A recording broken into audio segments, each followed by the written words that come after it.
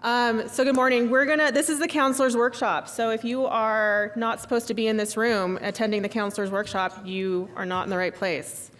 But we had somebody checking you in, so hopefully that solved that problem. How's everyone doing today? Are you guys excited for the first day of conference? Yeah. So we're going to be talking about a couple of things today. We're going to talk about navigating city governance. Primarily, we're going to talk about council rules, charter updates, and then some really exciting court cases that came out this year. For those of you who don't know me, I'm having a hard time seeing all of you because the lights are really bright. My name is Jamie Pierce. I am LOC's General Counsel.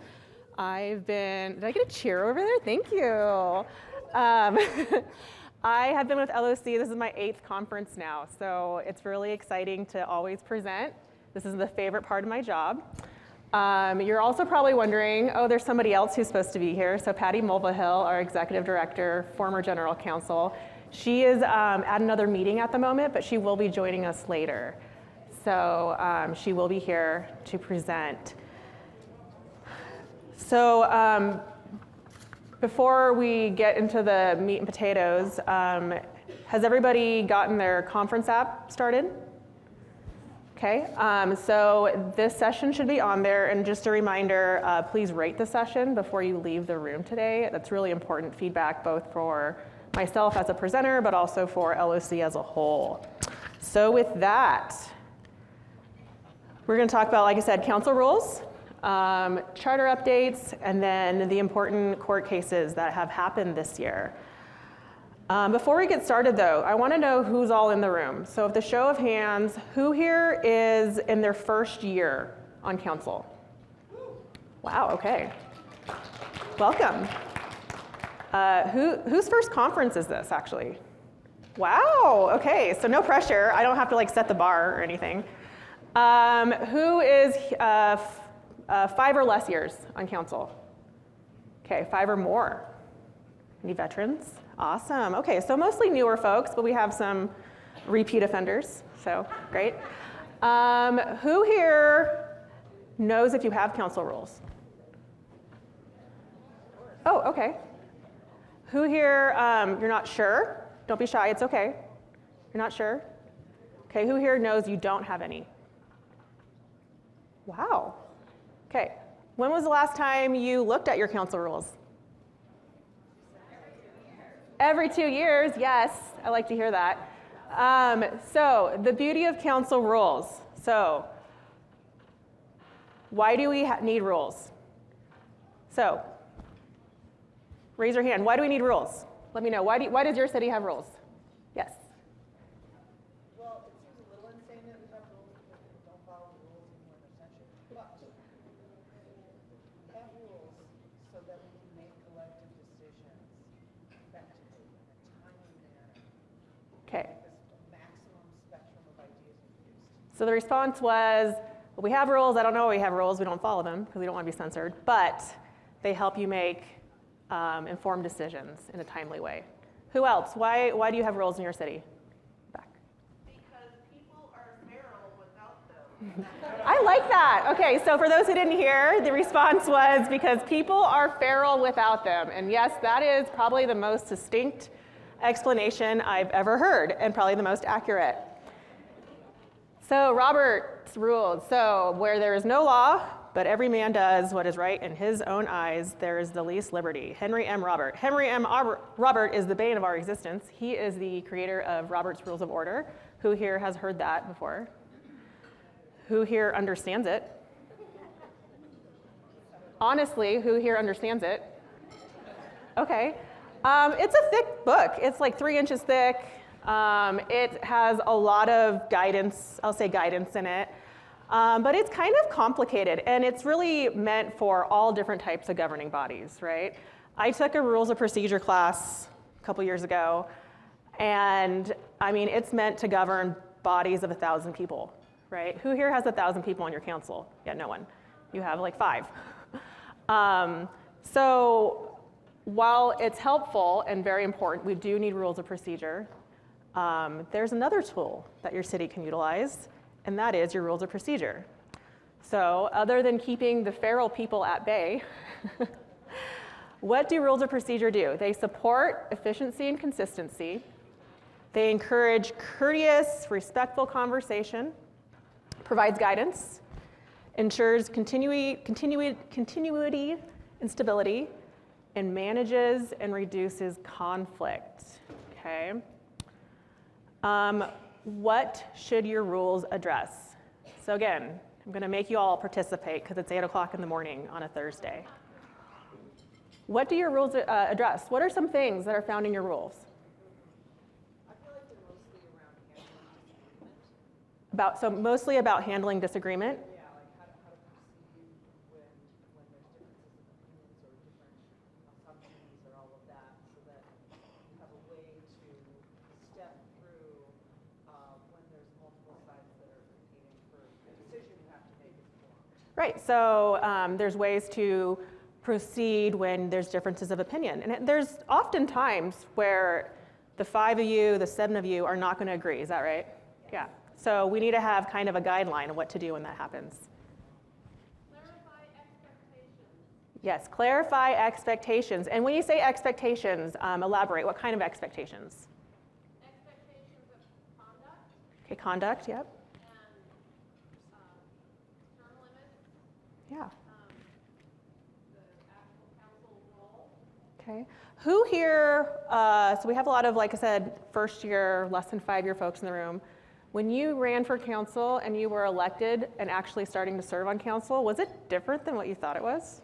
Yes, hands up for yes. And was It was. and was there a guidebook? So I'm assuming some cities provide kind of like newly elected guides, but did you really know how things ran? You kind of just grit your teeth and just showed up at the meeting and hope for the best. That's what I do all the time. It works. Yeah. So your rules of procedure, a lot of times, it addresses the conflict, but it also is just here's how we run a meeting, right? What other things are on your rules of procedures? This side of the room, you're kind of quiet. Who wants to be brave? How to interact with the public and what the rules are. Yes. How to interact with the public and the rules around that. What are some things you guys have about that? They're only supposed to talk to the mayor. Only address the mayor, yes. So not only do we talked about what to expect, but how to manage public comment and expectations around that, right? Yeah. What else do you guys have? Okay. So when the meetings are held, how often, where? Okay. There was another hand over here. Yeah, ours outlines our expectations of what our agenda is, and that it will always have citizen comment on every regular meeting that we'll always have that available. Okay. And also, what it takes to get something on the agenda as an individual counselor, get it with a council, to get something on the agenda so that it's not just set by the mayor or the city council. So how the agenda rolls out, right, and when public comment occurs, and then how to place items on the agenda. Yeah. Who has the authority to put an item and what's that process? Who do you talk to, right, if you want to place something on the agenda? All right, one more. There's somebody out there who's dying to talk. How to replace midterm council vacancies. How to replace midterm vacancies. Yes, awesome. So they can address all those things that, are probably addressed somewhere in Robert's rules, buried on page 2, semicolon, 14-2, right, or something. That's not our actual citation, don't go there. But it's an easy place to look to that has answers for your individual city and your needs, right? So the first thing that I tell a lot of newly elected folks is that, did you know every city governs itself slightly differently, right? That is the really unique thing about city council governance in Oregon and in some other states, but actually Oregon specifically. There are some commonalities, but every city does it differently. So if you had experience with your city, in a neighboring city before, it's still probably going to be different in the city that you're currently in. If you're out of state and you just moved to Oregon, and maybe you were on council outside of the state, it's going to probably be different than how your city is. How you place an item on the agenda in city A is going to look different than how it is in city B, right? And so how do you know those things? Okay, so general governance, right? Who is the presiding officer, right? Generally, it's the mayor, right? And a lot of times your charters will say that, but not always. But what happens? The mayor's absent, right? You can address things such as how the city meetings are ran. Meeting logistics. How often do you meet, right? Is it once a month, twice a month? Where? City Hall. Maybe your city holds your meetings at the city library or somewhere else, okay? What time are the meetings at, generally speaking? Okay, those are some things you can consider. Public comment, that's a big one. How do you address public comment? Is it after every agenda item, like the counselor over here mentioned? Is it only maybe at the end of the agenda, right? What do you see me guys do? So we had someone, the city over here does it after every agenda item. What about, who does it only at the very end? Corvallis, okay. We have two. We started a new one where after we open our meeting and do our consent agenda, we have public announcements. So that the people coming from the public in our areas that are doing volunteer community ideas or items don't have to wait until 8:30, 9 o'clock at night. They get to be right in the middle of the meeting. And if they need to go home, they get to go home. But if you want to talk to the council about something that's other than that, then it's at the end of the meeting. Oh, interesting. Okay, so towards the beginning of the meeting, they have just public like notices and whatnot, and at the end is when you have the addressing the council. Okay, yes, ma'am. We have ours at the very beginning. Very beginning. Okay. Before the Pledge of Allegiance or the consent agenda or anything. The mayor asks if anyone would like to make comment about something not on the agenda. Ah, okay. Okay. Get in and out. Okay. Is there a time limit on that? We've never had to enforce one. Okay. I remember a few years ago when we were discussing the marijuana issue, we would ask people to wrap it up. Yeah. I'm sure. Yeah, a lot of discussion on that. Yeah. So again, time limits, right? Public comment. Who here has time limits? Who here doesn't? Oh. What kind of time limits do you have? Do you have it each person gets like 3 minutes? Okay, that's pretty standard. Does anybody here have an overall time limit? So public comment will only be accepted for 30 minutes? Yes, or back there you guys do? We accept 10 commenters, so Oh, 10 commenters. it's the amount of people left. Is there like a sign-up sheet that first 10 people, or how does that work? We accept about 10 beforehand, and then we have a sign-in sheet for 3 in person, just in case someone didn't know how it worked. And online, okay? We don't have a specific one, but we have to pass a new resolution if the meeting goes past 9. Ooh, so for those who didn't hear, they don't have a specific one, but if the meeting needs to go past 9, you have to pass a resolution to agree to that. I like that. How often does that work? I've only had to do it once in 2 years. Oh, okay. Most of the time, and that's usually like, you got 2 presentations from staff, you've got, it's a lot. And with like some others, you do it right before the consent agenda, 4 minutes time limit, and pass it not be on.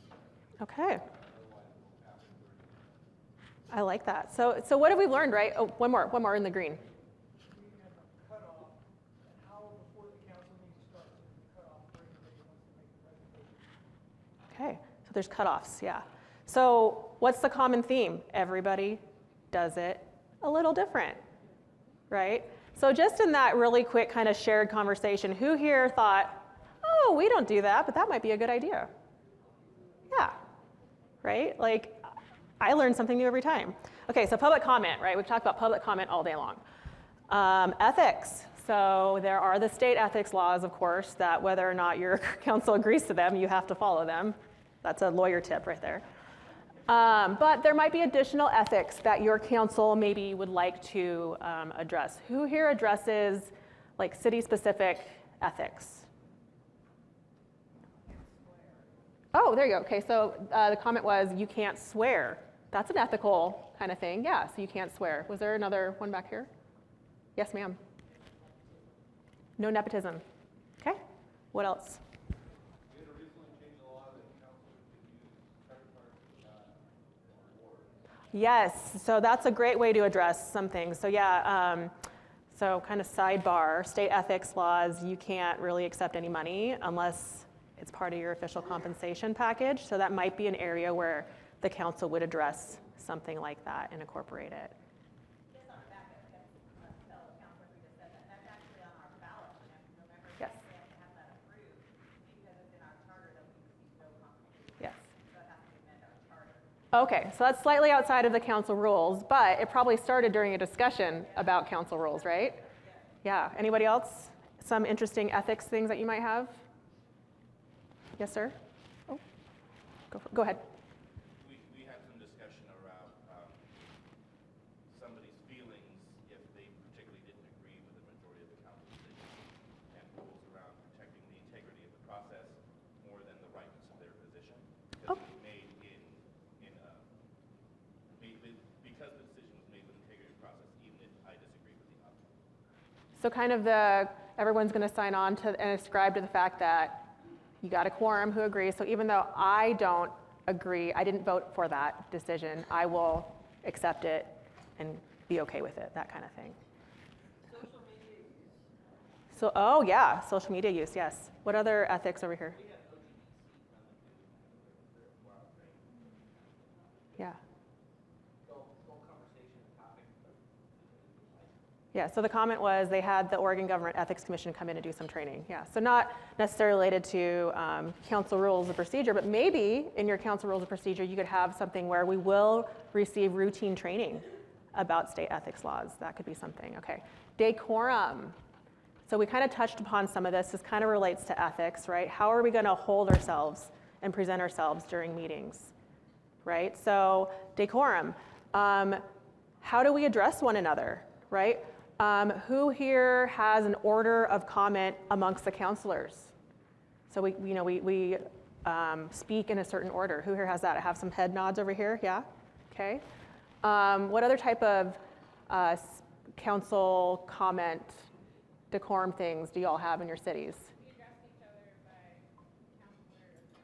Yes, we use our official titles, right? I like that one because, while I think a lot of councils generally have some good consensus, sometimes when things get a little heated and you have some hot button items you're talking about, things get personal, right? You start calling people by their first name, and then sometimes there's a way to do that does not feel good. So always, respecting your title, Councilor Jones, Councilor Martin, right? It respects the, the title that you hold. Yeah, what else do you guys have? We don't have it, but I know that there are some communities that have rules on, if you are on a Zoom meet, if you chime in on Zoom, which is allowed in most cities now, I'm sure all of them after COVID, but that you have to stay on screen. Oh. And some do not, where you can pop in and out at your will. Yeah, so Zoom protocols, you have to have your camera on. Oh, that's going to get people to pay attention. Absolutely. Gentleman in the plaid. Rules about how counselors address each other. Yep. Because sometimes it can get a little spicy. Yeah, so again, using the official titles. Yes, ma'am. Yes.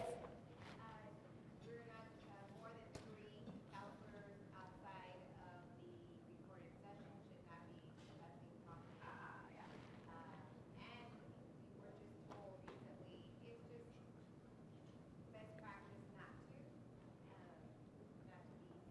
Yeah. together. So the comment was, we have a rule that no more than 3 of us can meet outside of a publicly held meeting. Yeah, and generally speaking, it's kind of just to avoid that for the appearance, right? Yeah, that's a public meeting thing. There's all sorts of state laws that apply to y'all. And those are ways to address and keep your council on top of the law. Isn't there a legal exception for events? Yes, so for example, sort of. So we're kind of getting away from rules of procedure, but there are some exceptions for y'all. You all can be in the same room together, a whole quorum of you, and that's totally fine. Just don't discuss city business. Yeah. Okay, so then outside statements and social media. So who here has rules about social media use? Okay, y'all should start thinking about it, just letting you know that.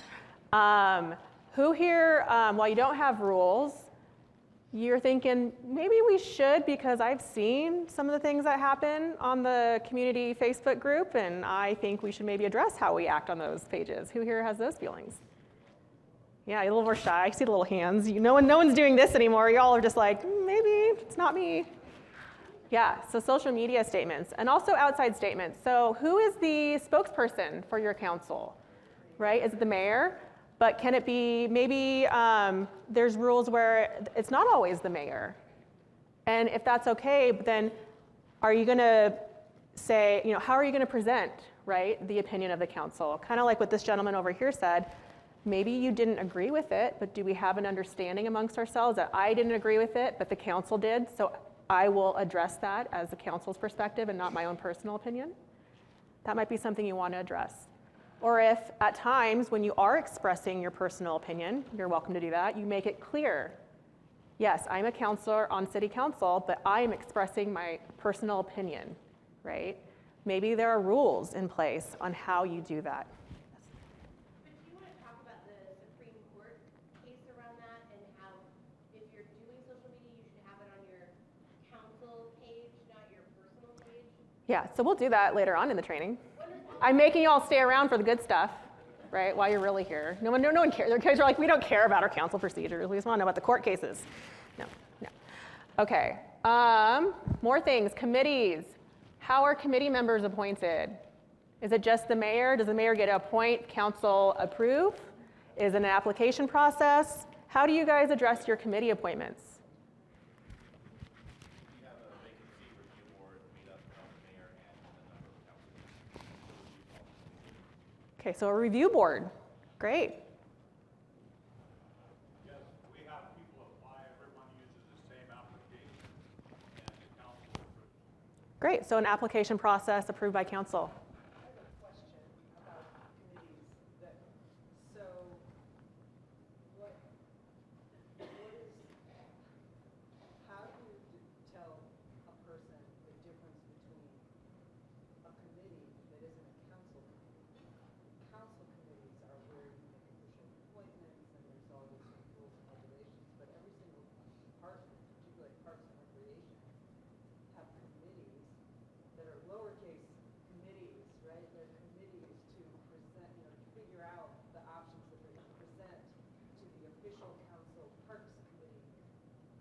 So the question was, how do you address, How do you distinguish between those two clearly so that members of the public know the one that has to follow the rules and the one that is a part of doing the work? right, so how do you, I'll put it this way, how do you address advisory committees and decision-making committees, and maybe ones that are more community-related versus city?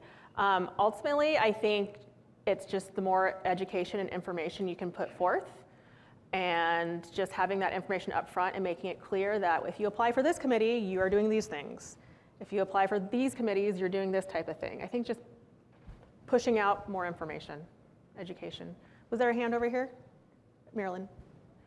Each member of our council appoints a member of each of our advisory committees. Oh, okay, so, We prefer to appoint people in our wards, but we don't have to.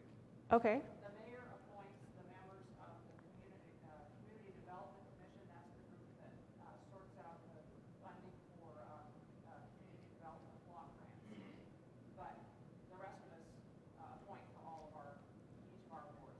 Oh, that's an, Each of the committees, we have about either 12 or 15 advisory committees. okay, I like that. So I haven't heard about that one yet, where each council member gets to appoint somebody for each committee.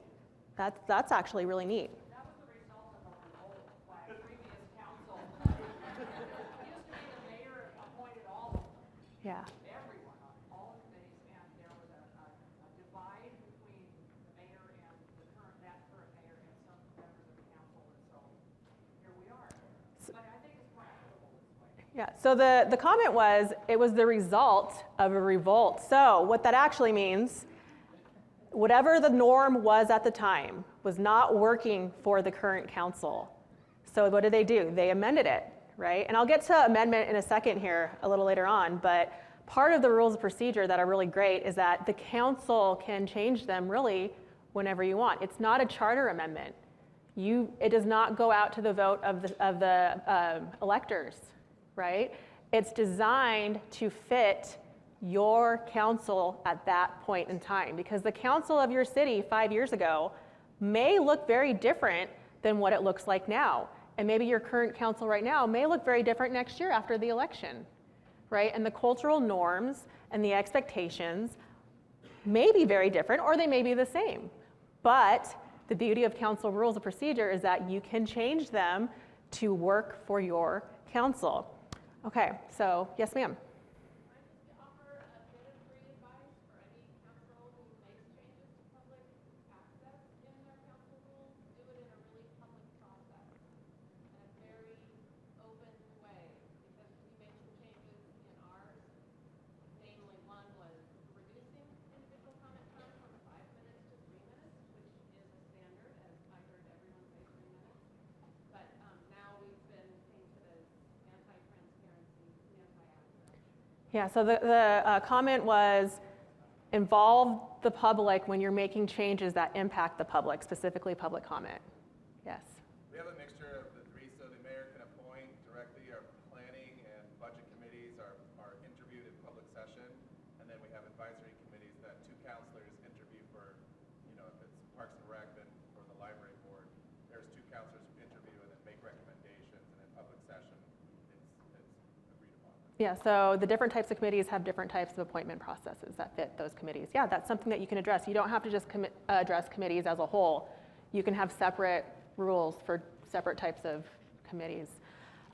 Rules of, well, one thing I'll say, censure, right? So your rules of procedure can address sanctions and what happens when you don't follow the rules of procedure, right? Because anybody here knows that if there were no sanctions for rules, right?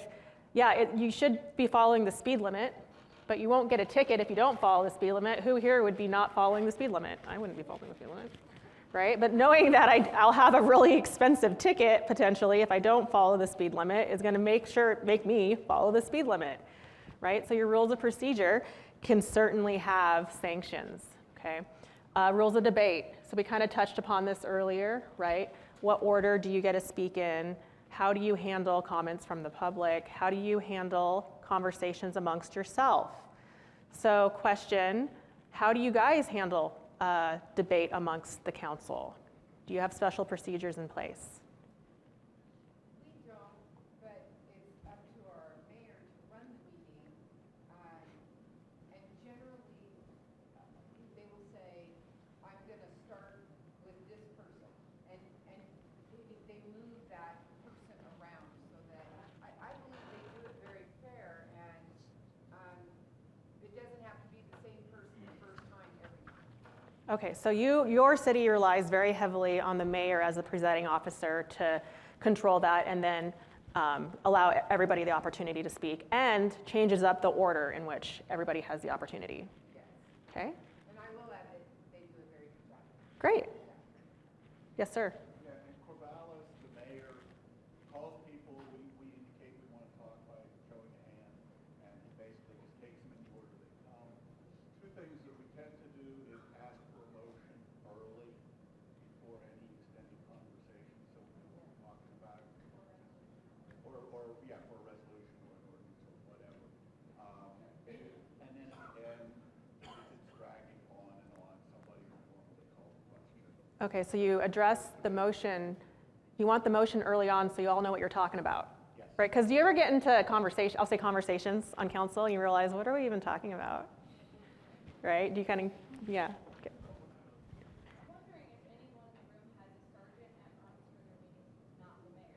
Because in some cases, the mayor is the one causing issues in the meeting. Yeah. So how do you handle that? I love that you all are counselors here and there's no mayors here, and like she just threw the mayor under the bus. I love that. No, but that's a really valid point. Sometimes the presiding officer is the problem. So what do you do? Our city manager is the sergeant of arms. Okay, city manager is the sergeant of arms. Call point. Okay. Was there anything on this side of the room? We have, so the minority, 3 of our 7 councilors could ask to put something on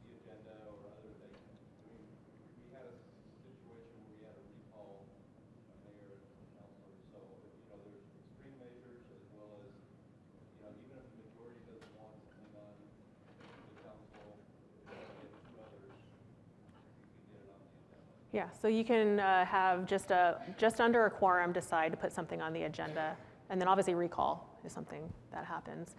Other naughty mayor stories.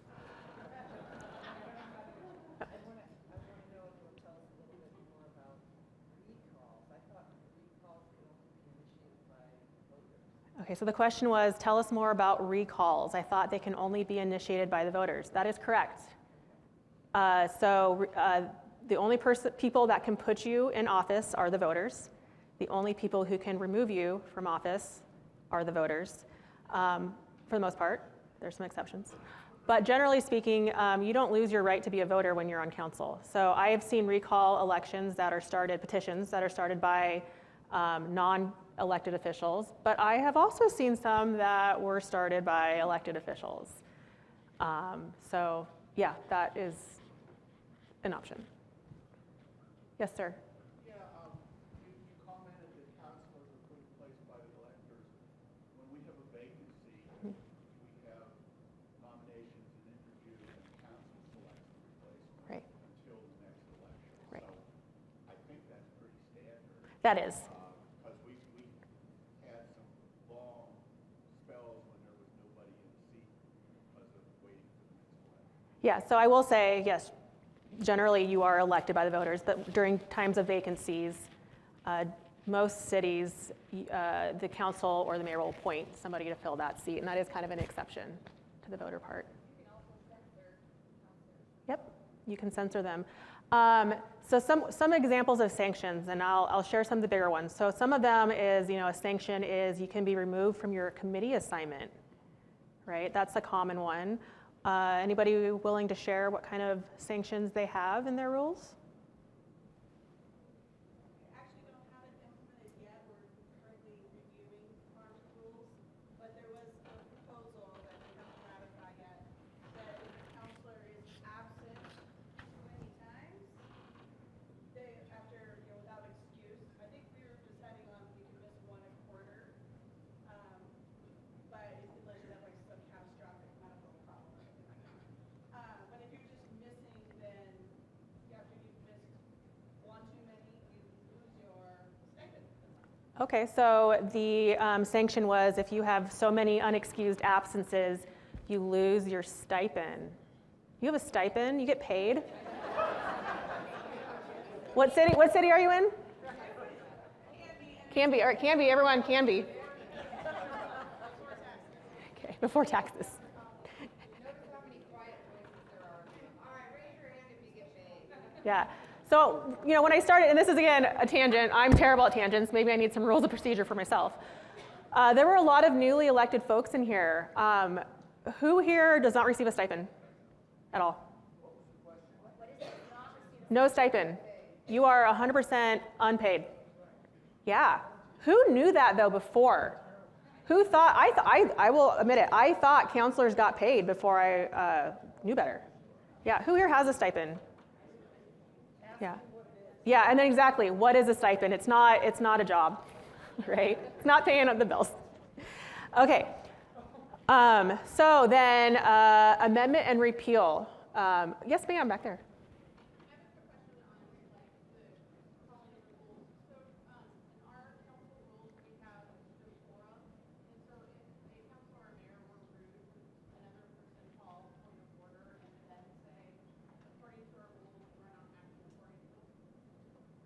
Okay, so the comment was when someone is violating decorum, you have a procedure to kind of bring that to the attention of the council. Did I hear you right?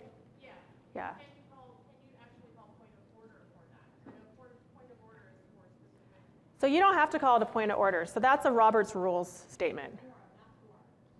Decorum, right. So the beauty of council rules is that you can call whatever you want. You can say, I want to address decorum, right? That's what you can call it. And you can certainly have that in your rules of procedure. Yeah. So amendment and repeal. So once you develop rules of procedure, you want to be able to change them because as I mentioned earlier, they are meant to help your council in the present moment, right? So as you get people coming in and out of office, the needs and your rules may need to be amended. So make sure there is a method in place to amend the rules that you have. As we talked about earlier with the public comment, maybe for certain amendments, you have more public input versus some of them that maybe have no impact necessarily on the public's interaction with you. It can just be done by resolution, right, or a simple vote. What do you all have in your amendment procedures? Who here has a specified process to allow the public to comment on your rules of procedure? You guys do? Yeah? Who here doesn't? That's okay. Yeah, so it's very much a council rule, so the council really gets the majority of the time there. I have kind of a question about that, though. So we are very structured about community or, public comments where they make the 4-minute comment to us. We typically don't respond at all. Right? It's not a back and forth or anything like that. I'm wondering how other cities do it where there can be discussion. Because sometimes there's a great answer, right? Oh, what you're suggesting is illegal. Or something like that. You know what I mean? But there could be a back and forth. And so I'm wondering how other cities do that to get more engagement. Because frankly, unless there's something totally blowing up in the city, you don't really have comments. Okay, so the comment was generally we have it where you don't interact with the public comment, right? Public comment is really just the time for the public to tell you how they feel, but you're not having that dialogue. But there may be some times where you want that. So how do people address that? For ballots, we usually have short questions and comments after each speaker. But we're not going to, they asked for something very specific, like fix this sidewalk. We wouldn't address that till the very end of the meeting during councilor reports. But we do have a quick interaction if we have more questions about their comment, or even a comment about their comment.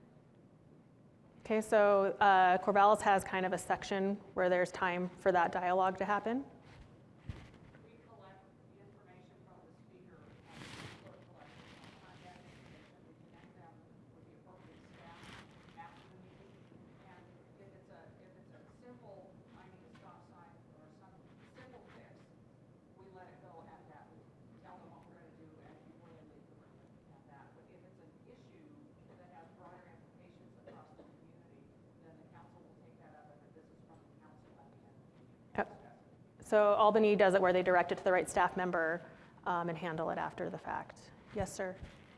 So after a period, we have a period of time when councilors and mayor can respond to any of the public comments. Okay, so at the end of the meeting, there's a time for the council to respond to any of the comments.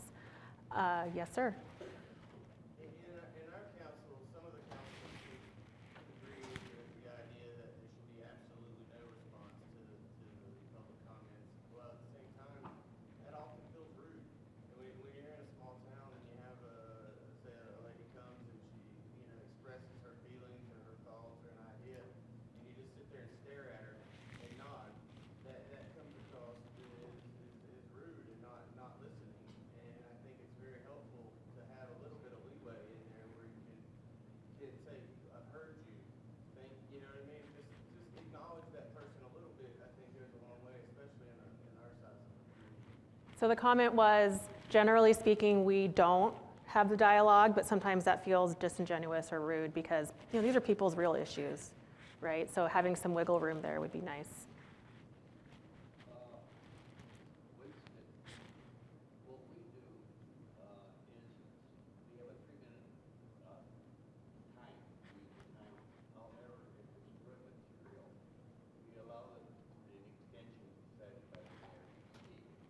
And then what we try to do on the spot, we have some questions, and if we get a response, if we see something that's viable, we like to do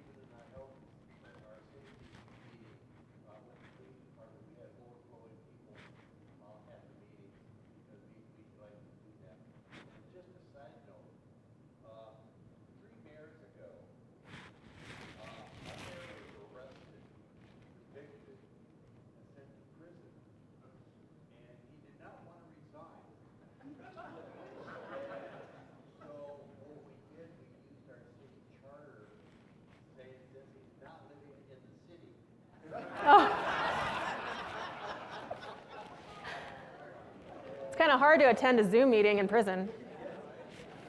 I don't know. I don't have experience, but just saying. Yeah.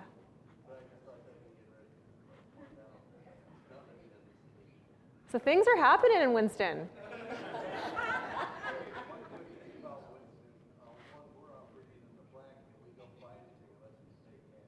Okay.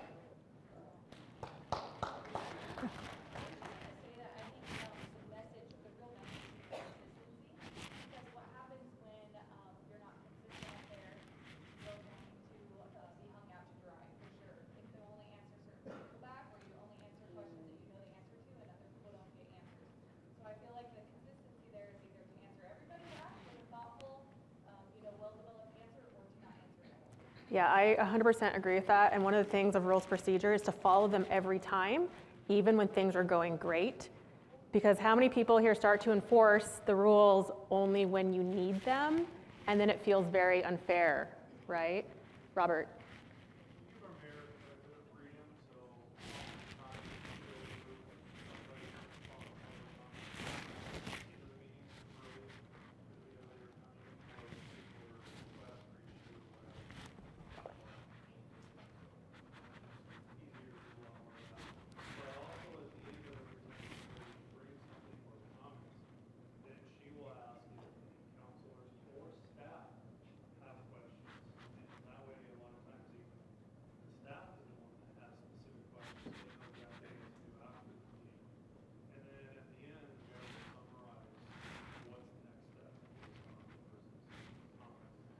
Yeah, so the comment was that you give our mayor quite a bit of leeway. It is a smaller community, right?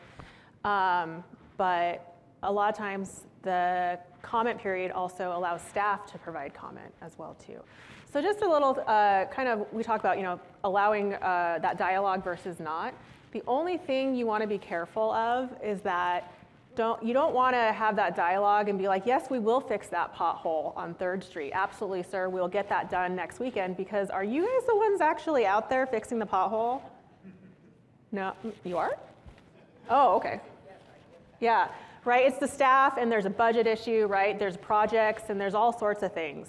So in my opinion, I think one of the best responses, because you're right, you don't want to seem rude, because these are real issues that really do impact people on an emotional level.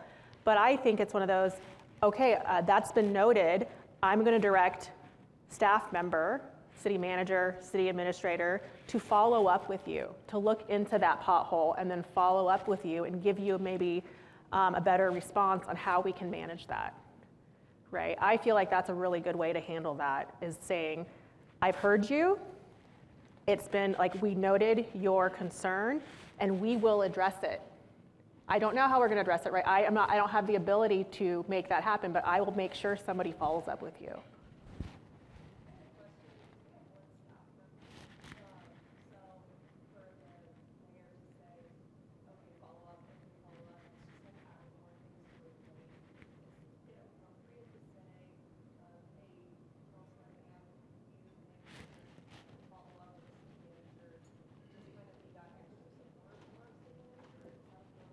Yeah, so the comment was, we only have one staff member and we want them to stay. We don't want them to leave and quit, right? So is it appropriate to have a counselor kind of do that follow-up? Absolutely, right? So again, what's going to work in a city who has 100 staff members, right, with dedicated staff and your public works director who's there at the meeting, versus a smaller city where you only have that city recorder, right, who's doing all the things, right? Make it work for you. Absolutely. In the back. Going back to the pothole scenario, why it would not be wise to have a counselor that inserts themselves where they shouldn't be and are filling the pothole because things aren't moving fast enough when they're trying to keep everybody happy. We've just run into scenarios like that. So the comment was, can I address the pothole situation, for example, and why it's not appropriate for the counselor to actually go out and fix it? Yes. Okay, well, there's some liability issues that might be there. Yeah, so yes, so now unless your counselor is an expert pothole filler who's been trained, to fill potholes. I'm being a little facetious, but I mean, sometimes counselors come in with their professional expertise and they volunteer their time and experience to do things for the city. That would be fine. But ultimately, for risk management reasons, you're gonna wanna talk to CIS about that. And if you have an issue in your city where somebody is routinely doing things like that, talk to CIS. Yeah, you don't want people doing things they're not trained to do, right? Because that can lead to bad things. There.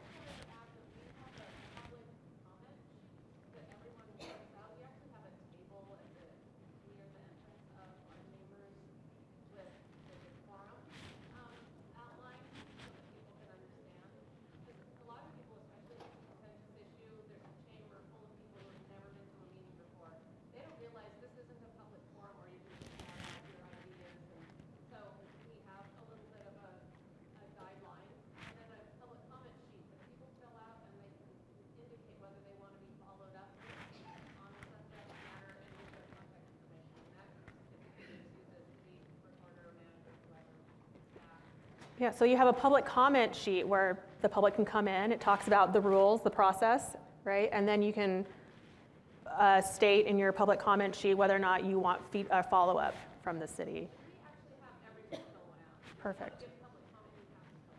Yeah, so one of the things that's important about, especially when it comes to public comment and those rules, make sure the public is aware of those rules, right? Because they're not, this might be their first time attending a city council meeting. And maybe they've attended them in the past, but this is their first time making public comment. And maybe they just assume they can just show up and give you a piece of their mind. And yes, they can give you the piece of their mind, but there's a process, right? There's a sign-in sheet. And I like the sign-in sheet because do you guys then call on them in a certain order? Yes. So again, the consistency, right? You're not picking favorites, right? You can't be accused of picking favorites, especially during contentious comment periods, because you're saying, we're just going down the line of who signed up first, right? It's fair and consistent. We also have a section in ours for prearranged presentations. So if they contact the city ahead of time, they can be put on the agenda to do a prearranged presentation. That way we have public comment at the beginning, prearranged presentations, and public comment at the end. So it allows our community to really get involved. So the comment was, we have an option to place public presentations on the agenda. They can contact the city ahead of time and be placed on the agenda. Yeah, that's important. We do that too when they actually get double the time on it. So they get 10 minutes instead of 5. Okay, so you get more, you get more time. Yes, ma'am. I have a question. Sure. We know that there will be some people coming to our upcoming council meeting to talk about something completely, wholly unrelated to anything for the city, for the council, but just about a particular council member. What do you do with that situation when it has nothing to do with anything in the city, and there may not even be city residents? Well, I would look at what your procedure says, right? Well, So, that's the problem. yeah, right. So, for example, if your rules state public comment has to be related to the agenda of the meeting, right? You can only comment on things that are actually in front of the council during that meeting. Then in that situation, you could probably say, well, thank you very much. This isn't the time and place because that's the rule. My assumption is that most people in this room have just a general public comment period, right? You have a period in your agenda that just says public comment. It's a complete free-for-all. And there are benefits to that, right? Gets a little unruly, but I will say, you know, you are the closest representative of the people, and it's important that you hear from them, right? In that case, you have to listen. You have to allow, maybe you don't have to listen, but you have to allow for that person or that group to have that comment within the parameters. So they have to stick to the 3-minute limit, right? If there is a limit on how many people can comment at the time, they have to be within that time, that number, right? So unfortunately, when you say public comment, it can be anything. It can be anything. Yes, sir. I'm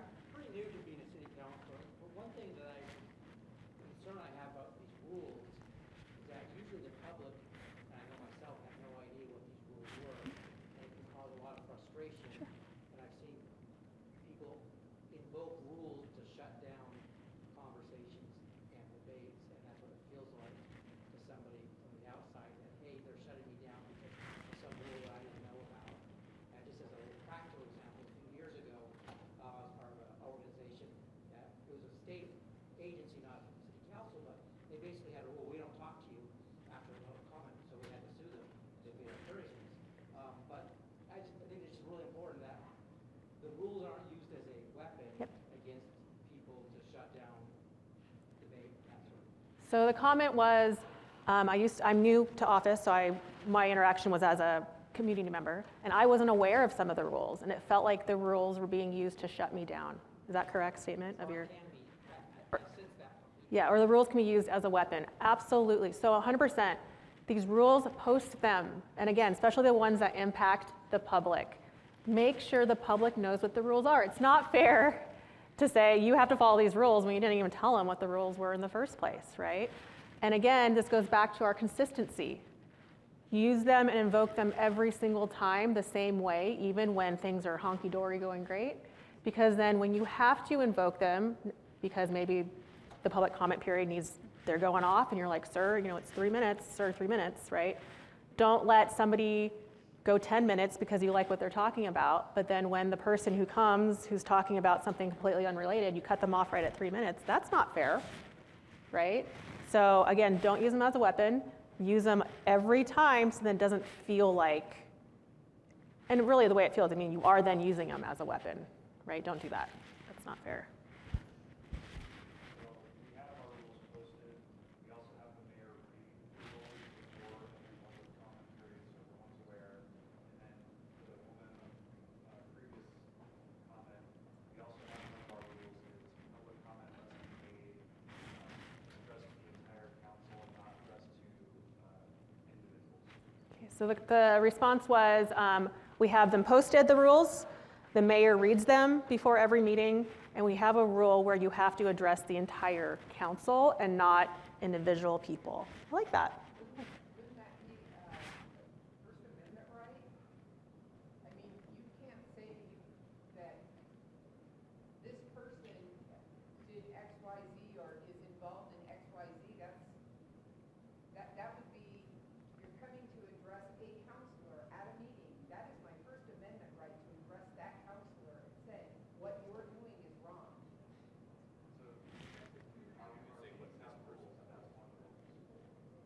I'm shocked that someone hasn't brought that up, quite honestly.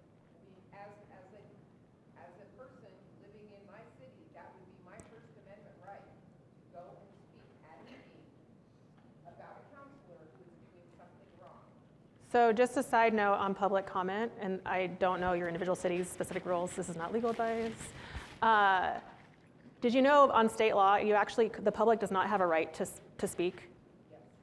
Right? The public actually does not have a right to speak. Each and every single one of with some exceptions, there are some like land use hearings and budgetary hearings where there is a designated required public hearing period. But generally speaking, they only have the right to be there in the room and to observe. So, again, generally speaking, there are some exceptions. Every time you have public comment, that is something that the council has provided to the public. So, something to be aware of. So you can set sort of restrictions. So you can say you cannot go up to somebody's face and speak to them.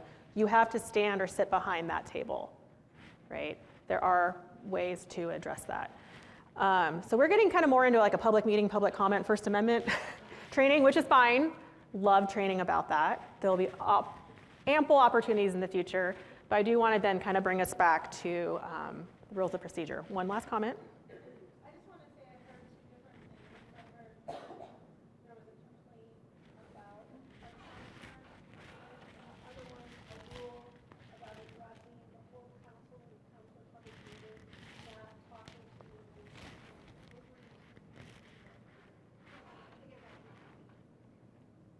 Does anyone here have any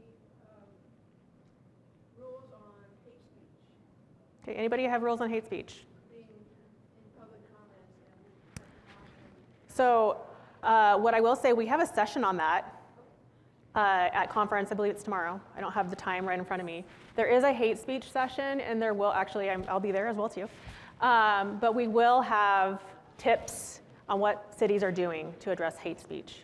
Absolutely. Okay, so I do want to get through some more slides. So process. Okay, so some of y'all have rules. Most of you have rules, which is great. But then how do we go about changing them?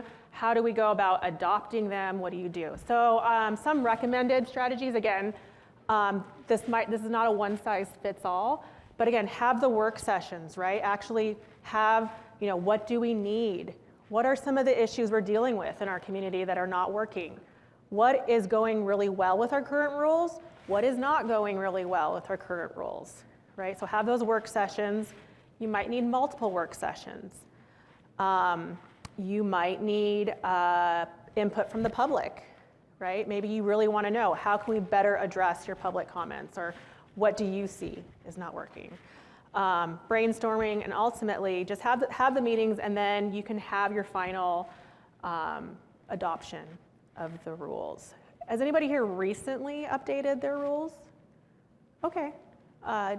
What kind of, I'll have two people share maybe what you've done with that process. Anybody want to share?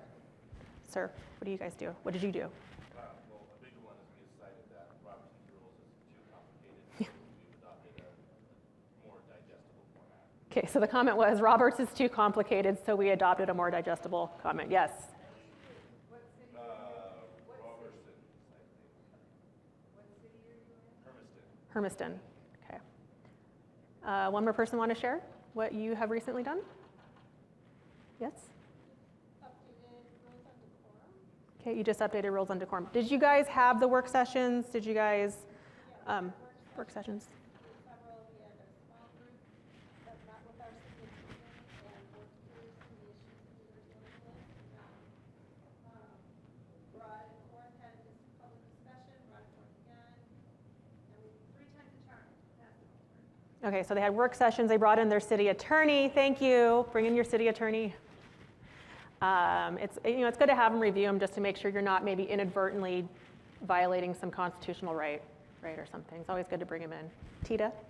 We've been working on this since January, actually, and we've had work sessions where we've gone through everything, we've redone things, we've had the city manager go out and get information, we've looked at LOC best practices, and our Monday of this week was, okay, we're now going to get some good ideas and LOC, and so we have another session for that to hopefully finalize what we want, how we want them to. Excellent. So Seaside, you're going through the process right now, and you're looking out to outside resources. Yes, so LOC, and this is not a shameless plug, but it kind of is. I don't get paid for all the extra times you download something. We have a model rules of procedure. Again, it's not a one size fits all, but maybe it would serve as a helpful starting point. LOC, we're always available to be a resource. You're saying, hey, we're starting this process of adopting our rules. Can you maybe help me find what other cities are doing? And we can maybe help guide some of those things. We're always there as a resource. Yes? I think it's always really important, whether it be your charter or your rules, to have a line item that says, this must be readdressed in X amount of years. Yes. I won't go into why it just makes me cringe when somebody's charter says 1975. And so that's always really good to add. If you're going to go in and change it, add that in there. Yeah. It's important to have it, and it forces your city to stay on top of it. Yeah, so having routine check-ins. So a lot of common ones I see is, these rules may be amended at any time, but they will be reviewed every 2 years. You are required to look at them. We'll force you all to look at them at least every 2 years or every year, right? I think every year is great. Review them every year. And you can just say, still working for us, still great, we're good to go, right? One final thing, certain things I'm starting to see in addition to rules of procedure or maybe incorporated. So if there's anyone in Florence here, sorry I'm picking on you, but I thought it was great what you guys have in Florence. For example, Florence has something called city council norms. Okay, and so these are kind of just we assume good intentions. When we disagree, we do so without being disagreeable. So kind of like the cultural expectations. And what I like is that at the bottom of these council norms, every single council member has signed it, right? So you are all agreeing to abide by these council rules. Code of ethics is another thing that I think I'm starting to see a little bit more. So these are additional items that can supplement your rules of procedure or be incorporated into them. So there's lots of ways to manage that. That is mostly what I have. I want to keep us on time. I will be around, of course, at the end of the entire session for more questions and during our break. But with that, Patty Mulvihill is here. So Patty is the, she's our executive director, former general counsel. And I'm going to give her a moment to get settled because she is running all over the place and doing all the things. Sorry, I have to be at LOA the first 45 minutes. And I'm going to grab your mic for you. And she is going to start talking to you about charter updates, so kind of the second end of this.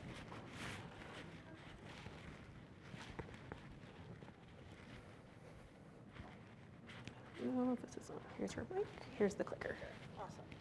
Good morning, everybody. How are we all doing? Everybody good? Okay, so two things. If you've not met me before, my name is Patty Mulvihill. I'm the executive director of the League of Oregon Cities. As Jamie mentioned before that, I had her job. I was the general counsel. Before that, I was the assistant general counsel. And before that, I spent 13 years as an in-house city attorney in Bloomington. Now, I don't know how to present without using my hands. So for those of you that I walk by with a handheld mic, I apologize in advance if I hit you. I also don't know how to sit still, which is why I'm not on the stage, because I will fall off of it. So I'm going to apologize. I've noticed when I came in, again, apologize for being late. I needed to be in the OMA business meeting this morning, that you guys were asking questions. Please feel free to do so. I want to be mindful when I finish my session on charters, we're going to take a 5-minute pause so y'all can stand up, stretch your legs before we go on to the final piece. But I am going to try and keep you on time today. So we're going to talk about charters right now. How many of you in this room have read your city's charter? Well, that's really good. How many of you have read it in the last year? A little less. Okay. How many of you read it at least once a month? There are some of you in the room. Okay. How many of you have updated your charter? You're in the process. A few of you. How many of you think there are problems in your charter? More of you. For those of you that said there's problems, keep your hand up. How many of you are actively thinking about changing it? And you keep your hands up. That's good.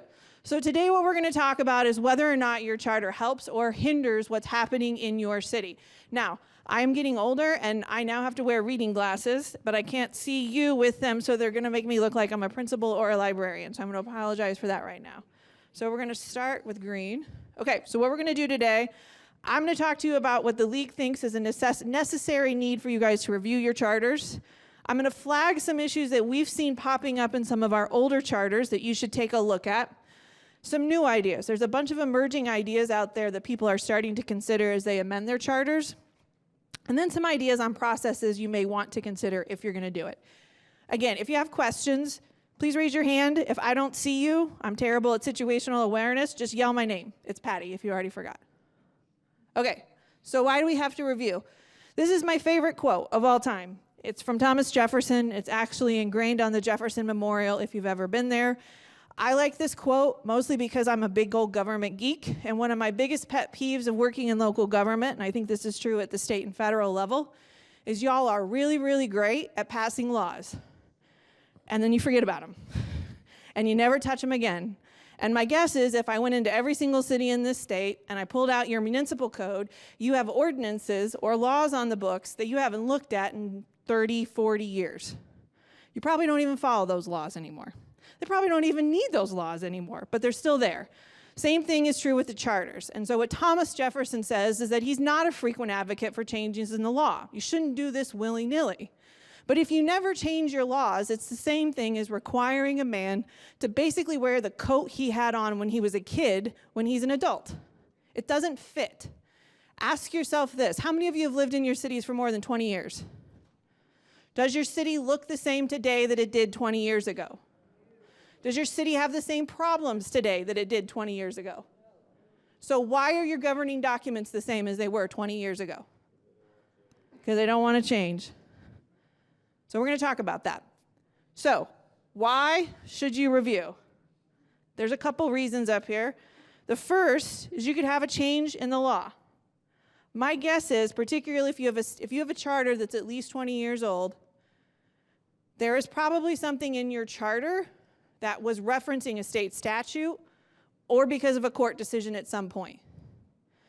And while we're not always great at changing local ordinances, the legislature has no problem passing new laws. And courts have no problem undoing laws that we have passed. So sometimes you have to change your charter because the law that's above you has changed, which is also why we recommend to not reference specific statutes in your charters. If you reference a statute in your charter, I would put money on it that that statute will change in some way. They may even change the entire statutory number. Sometimes the legislature gets a hair up itself and it renumbers all of the Oregon legislative code. Well, then you got to change your charter, okay? The second reason you may need to do a review is because you have a lot more complex problems today than you did when your charter was adopted. Anybody feel like it's harder to govern today than it was 20 years ago? Anybody? Yeah? Okay. So we're seeing more and more complicated issues, and you're not going to know how to deal with it. So this is part of the problem. I saw Jamie ask you guys if you got stipends, and most of you, unfortunately, did not raise your hands. How many of you work more than 10 hours a week on behalf of your city? More than 20? Sometimes. Okay, that's about half the room. You're handling much more complex problems, and I guarantee you, in 1950, if your city was around, council members were probably not working 20 hours a week. And the reason you're working 20 hours a week is because you have a lot more complex problems. And some of you are trying to face those complex problems under charters that were adopted when you did not have these issues.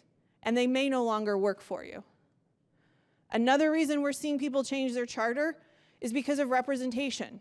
And by representation, I don't even just mean women, people of color, older people, young people, your traditional social demographics. I mean neighborhoods. We're starting to see cities go to wards. Anybody have wards? Or districts, specific districts? Okay. And the number one reason they have wards or districts is because they're saying we need to make sure that every area of our community is actually represented on our city council. And if I have an at-large council, if I live in Salem, so if I was the city of Salem and there were no wards, you could technically possibly have every single counselor coming from West Salem, which means there's not a single resident who's being represented, arguably, by North Salem, South Salem, or East Salem. So you're starting to see charters say, wait, we got a lot bigger than we were, and we may be excluding whole neighborhoods from really having somebody who's working on their behalf. So you might want to consider representation. The interesting thing to me is, I've been in Oregon 8 years, and we're starting to see structural changes in government. So historically, Oregon has mostly been what we like to call a council-manager form of government. City council, you all have your mayors. Some of you guys elect mayors separately. Sometimes the council appoints a mayor from this membership, but you usually have a city manager, administrator, and in your smaller communities, a recorder who runs the city. This is changing. Portland's changing their government. It goes into effect in January. It will be something we've never tried in this country before. City of Beaverton amended their charter a few years ago, and they changed the way they have a whole separate role for their mayor than what most of you have.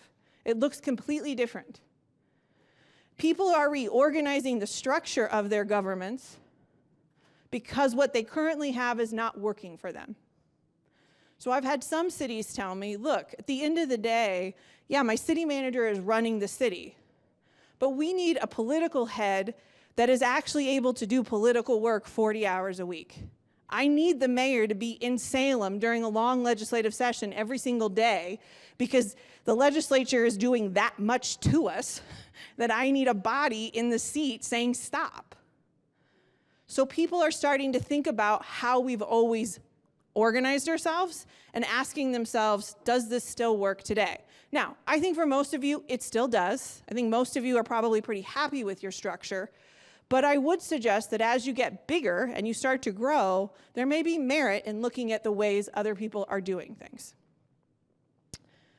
Accountability. Sometimes your residents want your charter amended because they do not think that you've been held accountable enough.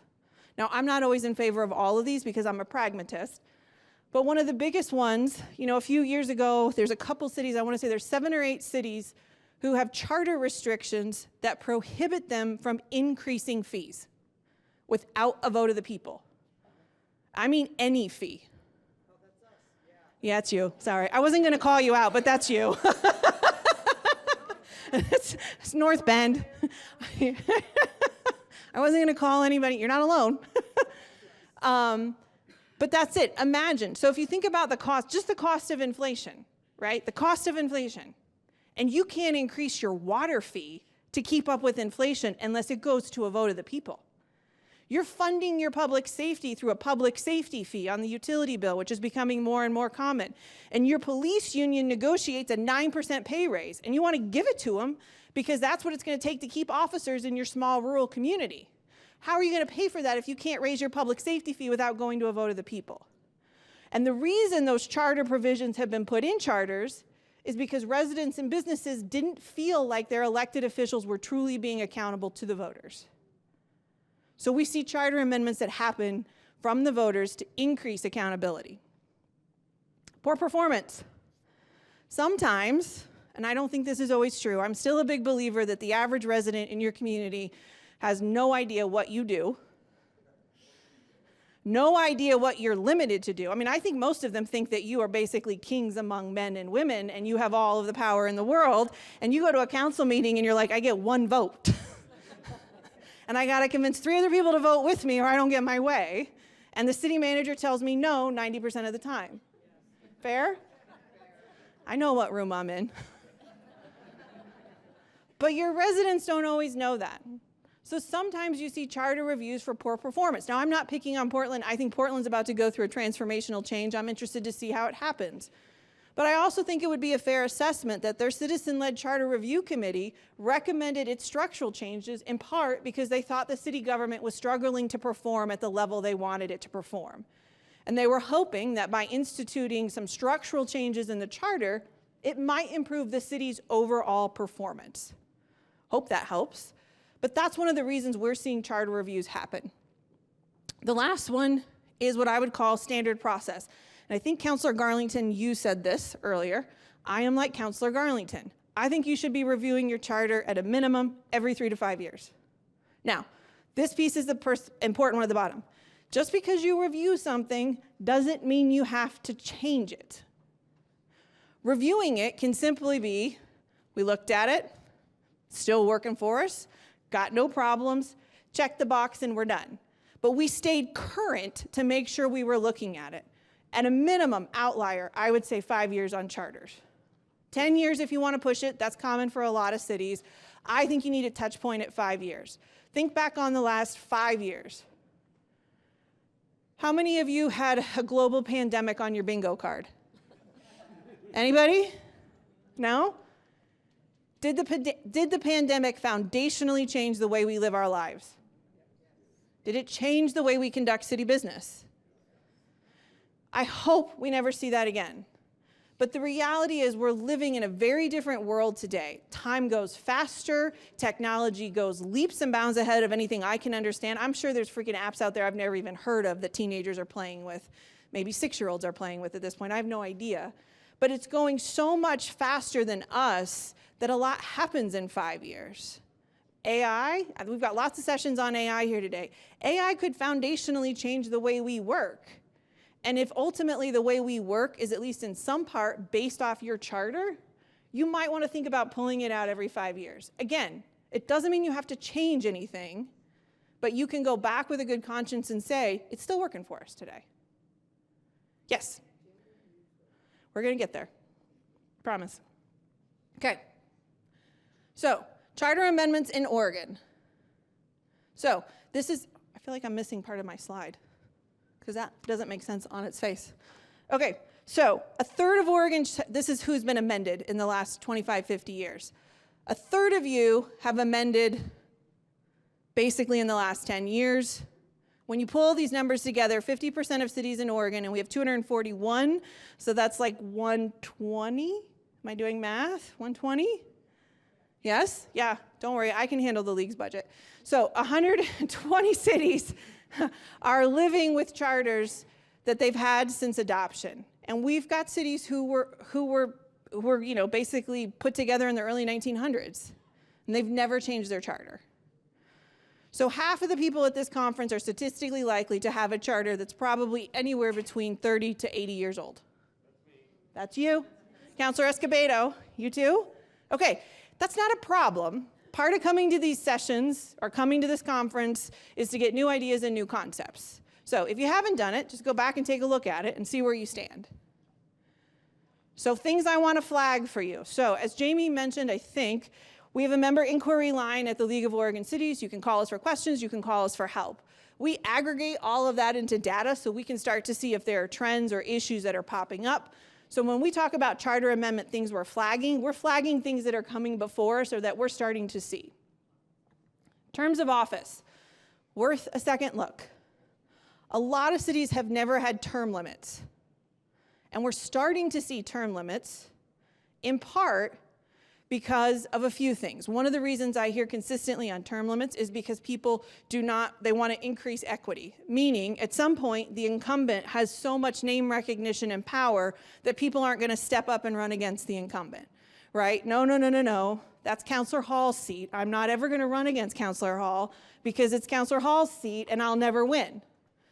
But if I put a term limit, maybe that opens it up to people who would not normally run. So we're starting to see term limits.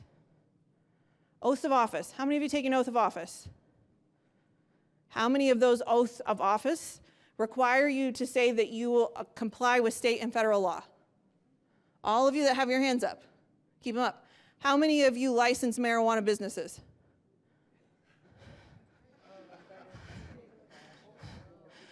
Yep, okay. So in most instances, city councils are not the people issuing the business licenses for marijuana. Some city councils are actually the license permittees. You're permitting them. So I'm not taking a position on whether marijuana should be legal at the state or federal level. I don't really care. My kids probably do, but I don't. They're adults, don't worry. They're not 6. They're 26 and 30. But if you take an oath of office that says, I swear and affirm that I will comply with the United States Constitution and the federal laws of this country, and you are asked to approve a business license for a marijuana ordinance, can you do both? Yes. How? But you promised that you would uphold the federal law. And the federal law, and here's the thing, the federal government's not really, they're just not enforcing. Yeah, but they're not really, they're just ignoring. They're not agreeing with what we're doing. So my point is not that I think that you shouldn't take an oath or that you shouldn't agree to uphold state or federal law, but I think you should take a look at it. I think you should examine what it is that you're doing. And again, most of the time things like marijuana licenses are being handled by your staff, not council. But ask yourself if you're doing anything that may or may not work within the oath and what that means for you. We are seeing that issue pop up occasionally. How many of you have city attorneys? Everybody should raise your hand, right? All right. How many of you have municipal judges? Okay. Here's where we're seeing some concerns. Most of the time, municipal judges are in your charter, right? Some of you have elected judges, some of you have appointed. Who supervises the work of the judge? Council. What's your authority over them? Do you actually have any? Probably not. What we're starting to see, or what I've seen a couple times, is that the municipal judge is appointed by the city council, and that's it. You don't necessarily have an annual review process. There's no real clear guidelines in there. There's inferences that you can discipline and fire them. But generally speaking, a lot of the language in some of our older charters is a pretty hands-off approach to municipal judges, even sometimes for city attorneys. And while I would like to think that every person who is in my profession and Jamie's profession is honorable and great and wonderful, I don't think that's true for any profession. There's always bad apples somewhere, right?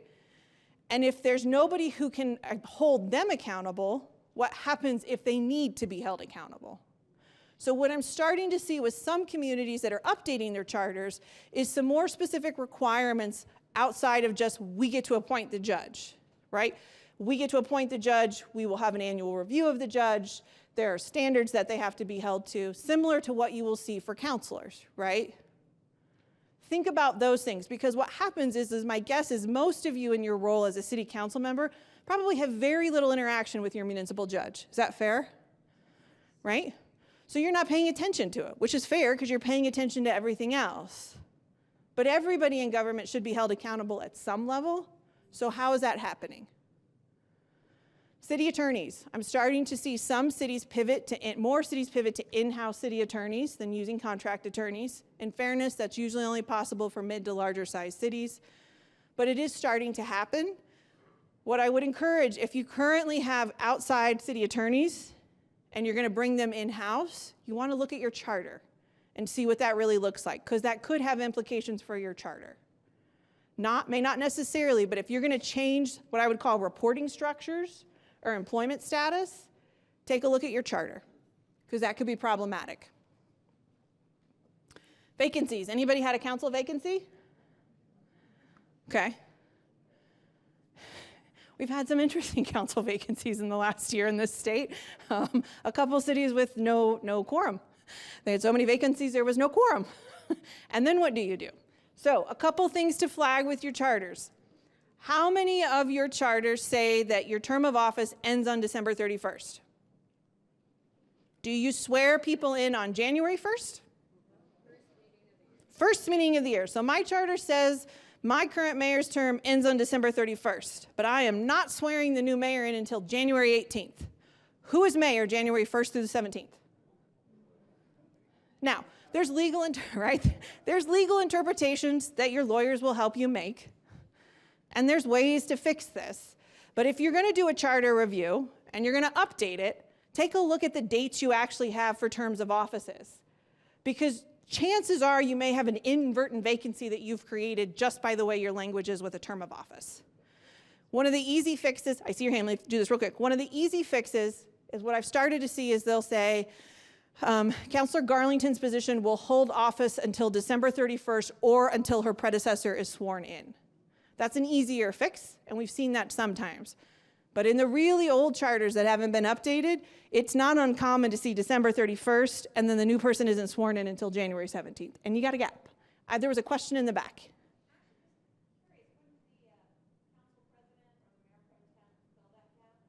It depends. So the question was, if there's that gap, wouldn't the council pro tem or the council president fill that gap? Maybe, but here's the tricky part, not to be super lawyerly. One, do you actually have a vacancy as your charter defines it? Because in my experience, most charters have very clear language about what constitutes a vacancy. So your council president may not be able to step in if they don't meet the terms, if that gap doesn't constitute a technical vacancy. The second thing is we still have cities in this state who the entire council is elected all at the same time. There's no staggered terms. So that's you, yes, there's you. I got hands flying everywhere. So if I'm a council and my entire council goes off on December 31st, I could have a whole gap. So it's possible, but not necessarily, which is part of the problem and why you want to look really carefully at those. The other thing that yes?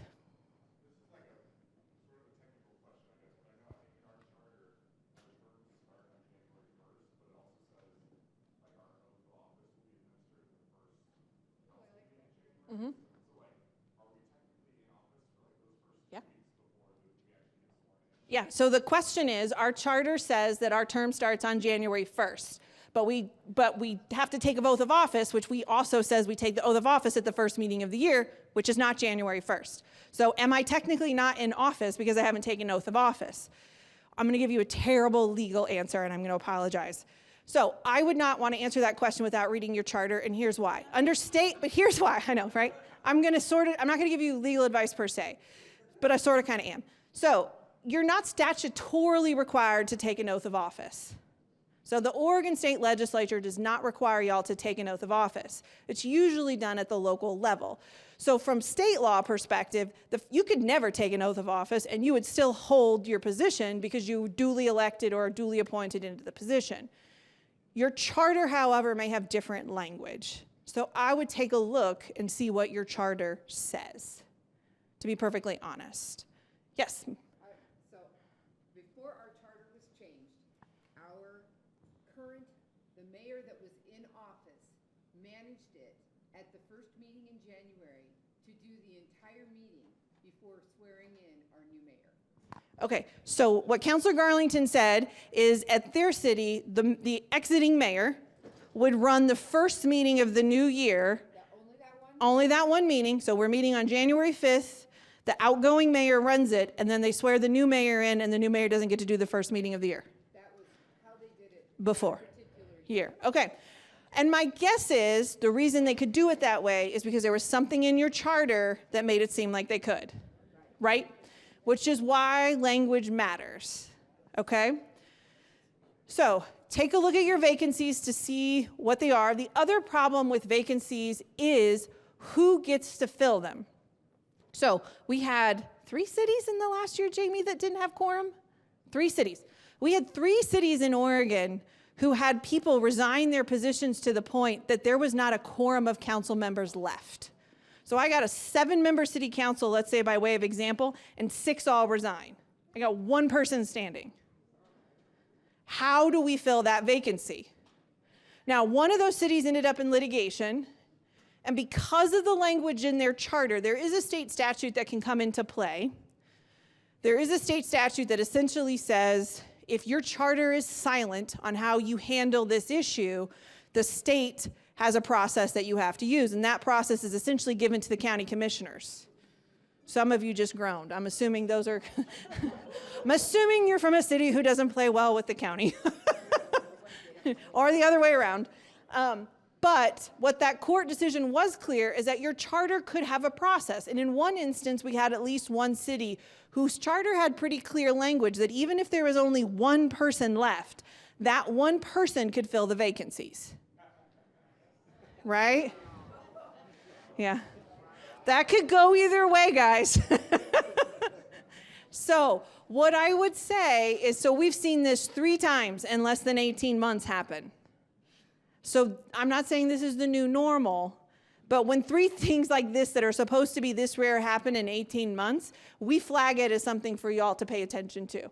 So take a look at your vacancy provisions in your charter. What happens if you fall below a quorum?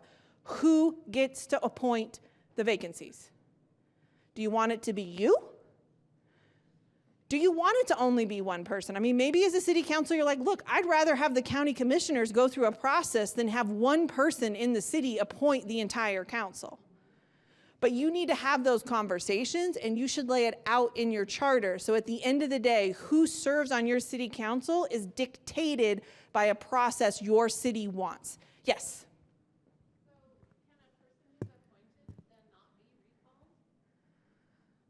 Anybody once on the council should be subject to recall, is subject to recall, yeah. Yeah. The 6-month provision doesn't apply to appointment, that's only elected. Yeah. I'm going to trust you. I haven't seen the statute in front of me in a while, so I don't know the answer to that. You know. Okay, we know. Okay. Moving on to agendas. And I think some people have talked about this a little bit in council rules of procedure. There are charters out there that specify who has agenda setting power. Normally, this isn't a big deal. However, I have seen situations where there are councils that are not getting along terribly well. That's okay, that's you. Okay. You keep throwing yourself under your bus. I'm not going to help you. Okay. So what happens though is sometimes it's common, for example, for there to be language that says the mayor sets the agenda with the city manager. That's fairly common, right? And in most of the time, that works pretty well. But there have been instances, and I've seen them kind of increasing over the last 8 years, where perhaps the mayor is not as collaborative as the rest of the council would like, and councilors are not getting items on the agenda that they think are appropriate. It's one thing to ask the council to change the rules of procedure, right? You can do that internally. You can't, as a council, change your charter. You're going to have to take that to the vote of the people. So if you find yourselves, I see your hand, give me 1 second. If you find yourselves doing a charter review, one of the places we flag for you to look at is, does your charter have anything to say about agenda setting? And I encourage you to look at it not from your current lens. You are the best council in the world. Everybody loves everybody. We go out for pizza after every council meeting. We go to each other's kids' soccer games. We are each other's biggest cheerleaders. I'm a lawyer. I assume the worst. I'm generally a pessimistic human being who believes the worst in humanity. Thank you. That's how you should look at this. It's not the best case scenario. Take a look at your agenda setting provision and ask yourself as a council, if we were not getting along, does the way our charter currently dictate agenda setting seem equitable and fair? That's the question you should ask yourself. Yes, in the back. Simply what we do on our agenda, our mayor and city manager sets the agenda. However, at the end of the meeting, we have what's called non-agenda item, in which the council, any councilor can bring up any subject or anything that of interest, and it has to be recognized. Very nice. So for those who may not have been able to hear it, in his community, the mayor and the manager will set the agenda, but on each agenda, there's a spot for items not on the agenda that each counselor can speak to at their leisure. Yes? I would have a question about whether or not in that circumstance, those items can be actionable. So the question from him is, can those items be actionable at the meeting? That's going to depend on your council rules of procedure and even potentially your charter, because some charters are going to have requirements about how often action items have to be presented first. Lots of hands I saw here, here, here. I'll let you follow up with yours. But so it's going to be city specific, right? Now, there's also issues to worry if you all default to Robert rules in your council rules of procedure or your charter, it gets more complicated real fast. Follow up. We've modified our rules for if the council wants to bring up something on the agenda that inside of the council meeting, you can gain support from the two councilors for it to be put on a future agenda item. Okay. Something that the manager or the mayor has. So what happens in Hermiston is if a council member brings something up in council and during that meeting can bring two other councilors to say, I'd like to talk about it, then the city manager has to put that on an agenda for a future meeting. Councilor Escobedo. At the end, we get option for new business, Okay. and so I just bring it up, and then at the next meeting, if they don't want it, I bring it up under old business, like, hey, what about this, what about what I asked, and then that's how I open it up. Okay. When they don't want to talk about it. Okay, so in NISA, they have a new business section where a counselor can raise it. If it doesn't get automatically put on the agenda, you bring it back up under old business at the next meeting. I apologize, I just saw two hands. I don't know who went first over here. Oh, yeah.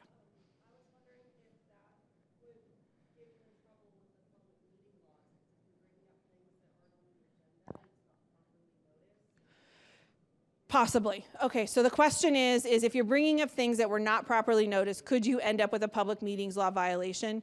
Maybe. So as Jamie mentioned, that's a much more complicated question. It could be yes, it could be no, depending on what it is. We have some recommended best practices. I will do a quick plug.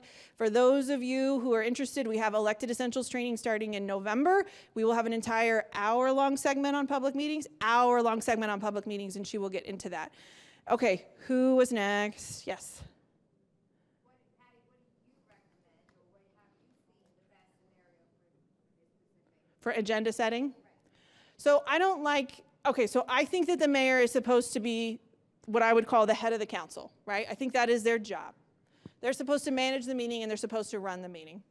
I also think that your city manager is the person, or recorder or administrator, is the person who's doing the day-to-day grind, and so they know the stuff that you need to do. I'm a big fan of what Hermiston is doing, is that essentially if you, whatever your council number is, right? So you're 7 or 9 in Hermiston? 8. Oh, plus the mayor's 9, so they're 9.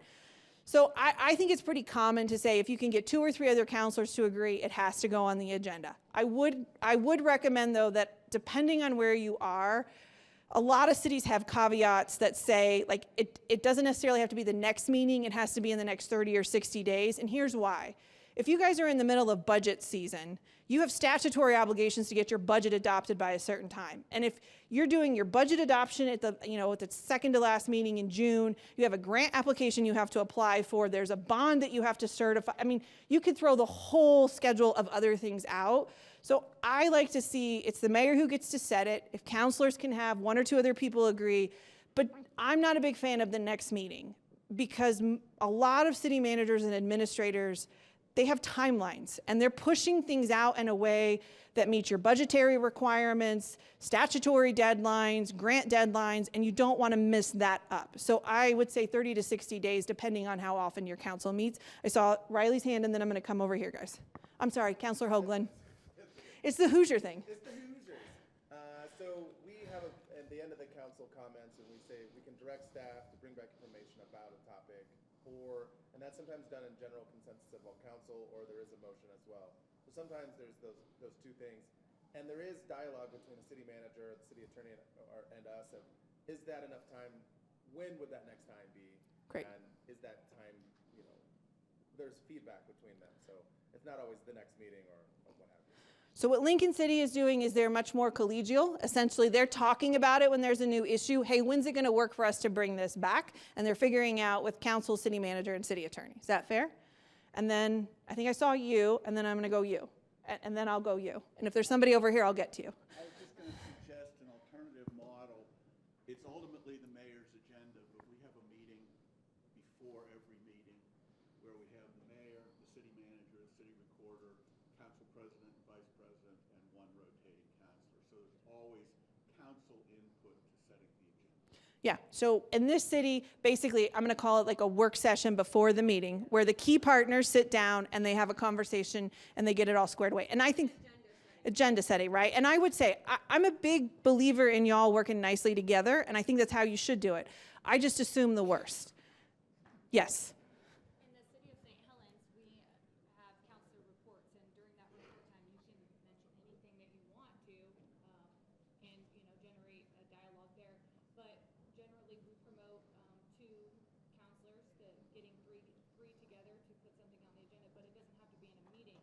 Outside of meetings, through email, through conversation, just getting three people to say yes. Okay, we're going to add this to the agenda. Nice. So what, for those who may not have been able to hear, in St. Helens, any counselor can bring something up on a particular piece of their agenda. Three counselors, or two or three counselors can bring something for actual to be officially on the agenda, but that request doesn't have to happen in a meeting. They can just get together off-site or through email and tell the city manager or mayor, hey, there's three of us, we want to talk about it. I saw somebody over here before you. I want to go there first. Yes.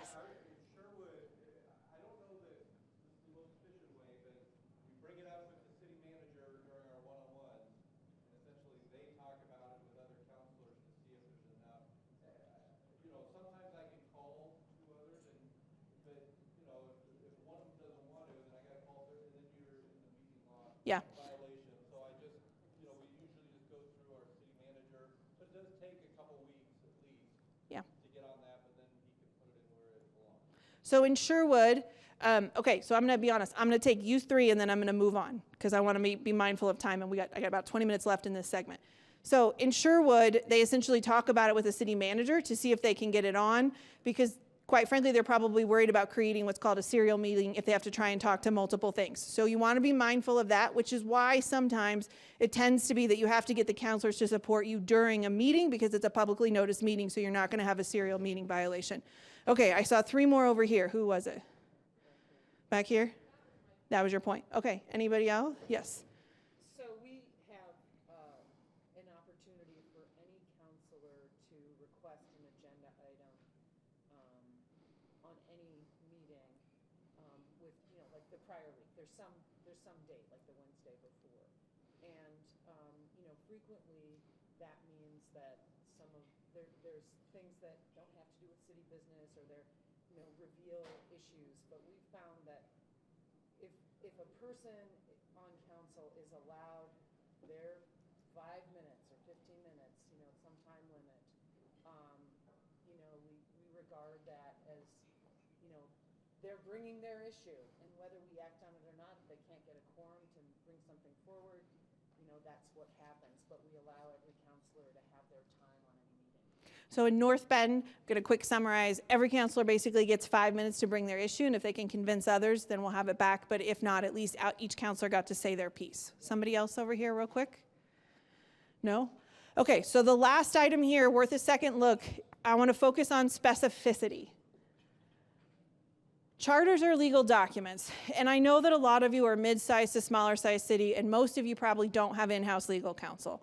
So every time you have to hire an attorney, you're like, oh, good heavens, this is going to cost me.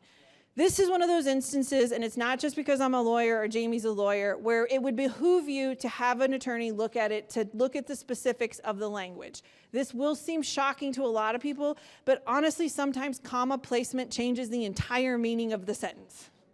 It really does. And so you've put together this language and you think that it's great, but it's not been specific enough. Take the vacancy, like the term provision again, right? That's not specific enough. So you want an attorney to take a look at it to make sure that you have that squared away, okay? So those are some of the things that we're flagging. The other thing that I like to say at the end is this is a personal pet peeve, not necessarily a league pet peeve. This is a Patty Mulvihill pet peeve. Please use the same terms and proper grammar. So for example, nothing personally annoys me more than if you throughout the entire document refer to it as council member and then you switch to council person.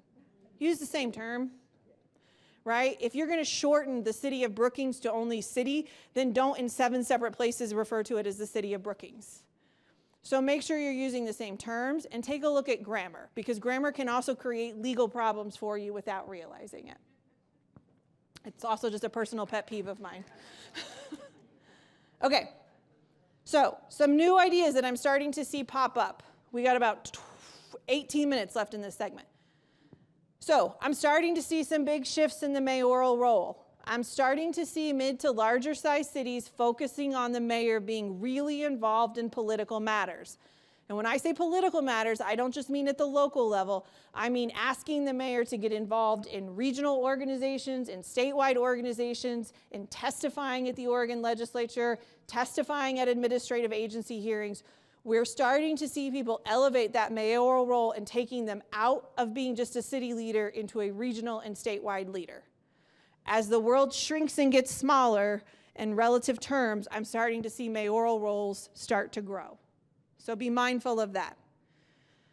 We are starting to see the extensions of what I call terms. Some of this is because elections are messy. Elections are expensive, even at the local level. There are some local level, even small city elections where people are spending $30,000 or $40,000 on campaigns. And when I say small, I mean $10,000, $15,000 population range. So a lot of cities have had 2-year terms for mayors and 2-year terms for councilor. We're starting to see movement to 4-year terms.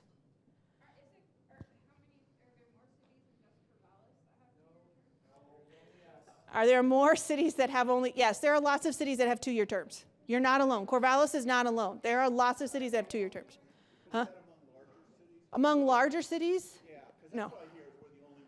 I don't have it broken down by city. I can't do it by large cities. But I would say we're starting to see that, one, because elections are messy and campaigns are hard, but also for those of you that you become new, I always tell when I have new employees this, and I used to tell my new council members this, you're not going to know anything the first year. And that's okay, because you're drinking from a fire hose. The second year, you kind of know some stuff, right? Like, I got it. At least you know who to ask, right? By the second year, I definitely can recognize I don't know what I'm talking about, and I know that I call this person to answer it for me.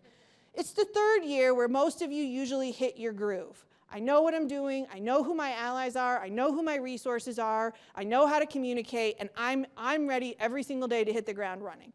That's also one of the reasons I'm seeing extensions of terms is council members and mayors are saying, look, I can't even get in the groove before you're asking me to focus on another campaign. I saw a hand up here.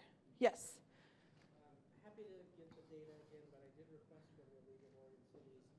I believe Corvallis is the only city in Oregon that has 2-year terms. It's not the only city. It may be the only city of a certain population size, but it's not the only city. I've got members of my own board who are running every 2 years for election, and they're not from Corvallis. Yeah, it's not the only city. I know that for a fact. Wards, as we mentioned this earlier when it comes to equity, I'm starting to see more and more charters create wards. That is mostly to make sure there's representation of all neighborhoods. Value statements. This has become, yes? You breezed over term limits. Oh, sorry. Do you have any suggestions on, so we're Salem, Yep. 4 years, do you think it should be limited? I'm just Yeah, I don't honestly have a personal opinion on it. I think what I'll tell you is I'll give you the arguments on both sides. The number one argument against term limits is everybody's term limited by voters. That's the argument against term limits, right? There is an election every 2 years or every 4 years, and if the voters don't want you there, they will kick you out. The reason for term limits is a counter to that is, while that may be true, incumbents have more power. They have more power when it comes to name recognition. They have more power when it comes to funding for campaigns. And so in an ideal world, in an ivory tower, yes, the voters have power, but you're ignoring the realities of campaign financing and name recognition. I think it's up to every city, honestly. So we're starting to see wards and value statements. So value statements, I would say, are new in the last 5 to 7 years. A lot of cities have started identifying what their values are, who we are as a community, and what do we care about. You'll see those in the adoption of equity lenses, new mission statements. Some people actually call them. These are our community's values. This is our community culture. And with updates to charters, we're seeing cities start to embed some of those larger cultures, larger values into their charters. Yes? The value statement, is that legally enforceable or is it just a nice thing to say? Well, I mean, everything is litigationable. I mean, sure. I mean, think about it this way, right? So I'm going to use this in the context of, so I represented police officers and fire. I was police and fire for most of my life in terms of an attorney. Every police officer and firefighter that my city employed took an oath of office. Not just to state law, not just to old federal law, but to have conduct that was becoming of the office they held. What the heck does that mean? But you can bet I disciplined people for unbecoming conduct, right? Right? Not just necessary rules violation, right? If I had an officer that did something really unbecoming, right? Got crap-faced drunk at a bar one night in town and destroyed property, yeah, I'm going to discipline him for conduct unbecoming, even though I can't define it.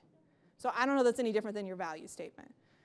Typically, it's just supposed to guide. If you think about your charter as your city's constitution, right? Think about our federal constitution. I see your hand. Think about our federal constitution.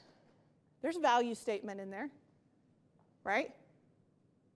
And we use that value statement to support all of what I would call the more specific, although really not as specific or else Jamie or I wouldn't have jobs, somewhat more specific provisions in the Constitution, right? But there's value statements in constitutions, and your charter is your constitution, and we're starting to see people put them in. Yes?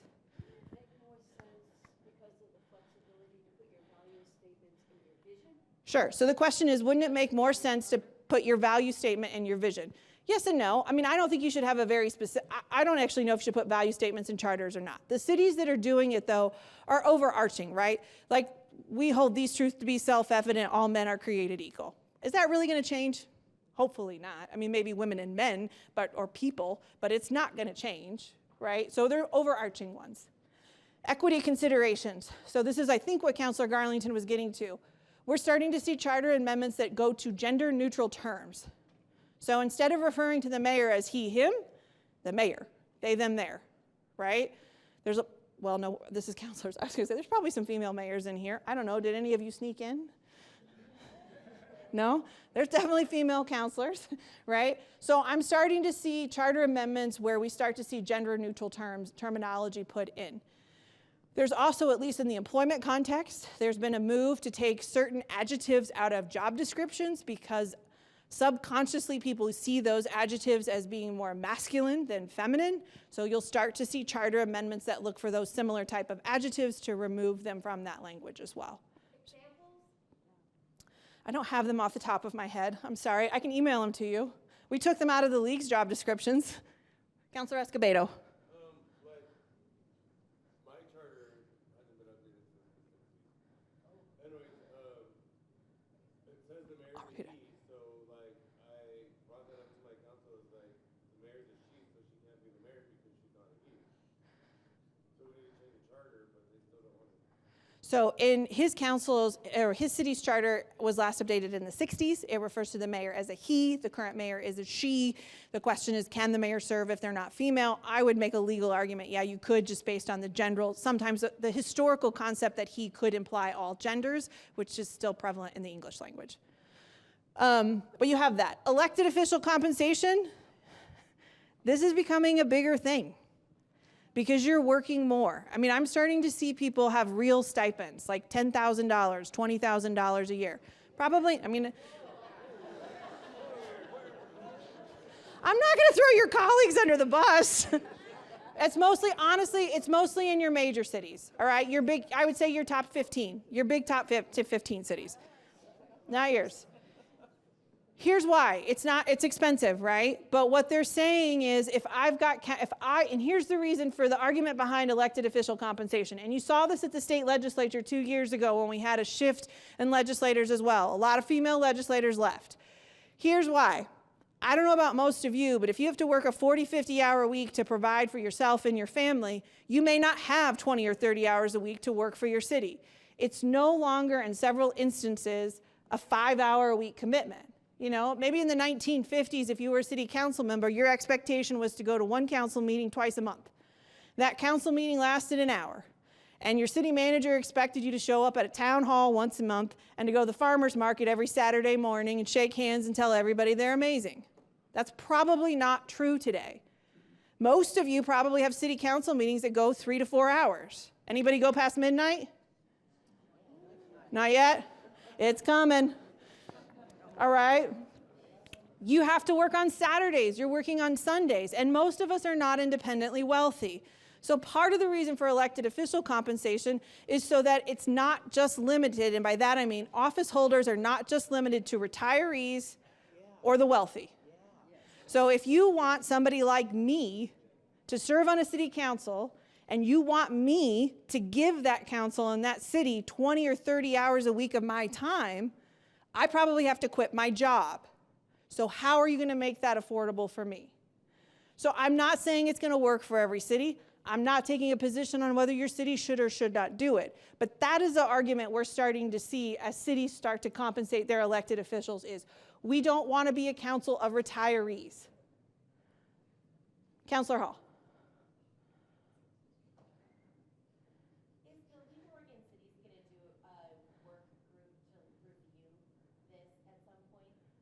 Review what specifically?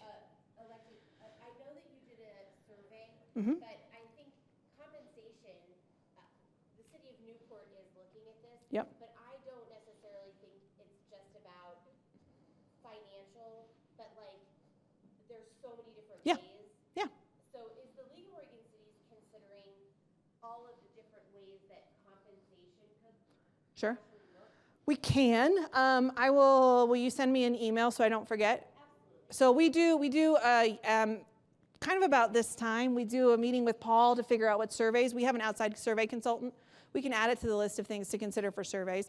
Because I would agree, there's some cities where you don't get what I would call a dollar amount compensation, but you get your insurance covered. That's common, right? Some people have other things. Yes, Councilor Escobedo. So yeah, City of Vale does free water and trash. So we've seen that as well. Yes. All right. Uh-oh. Yes.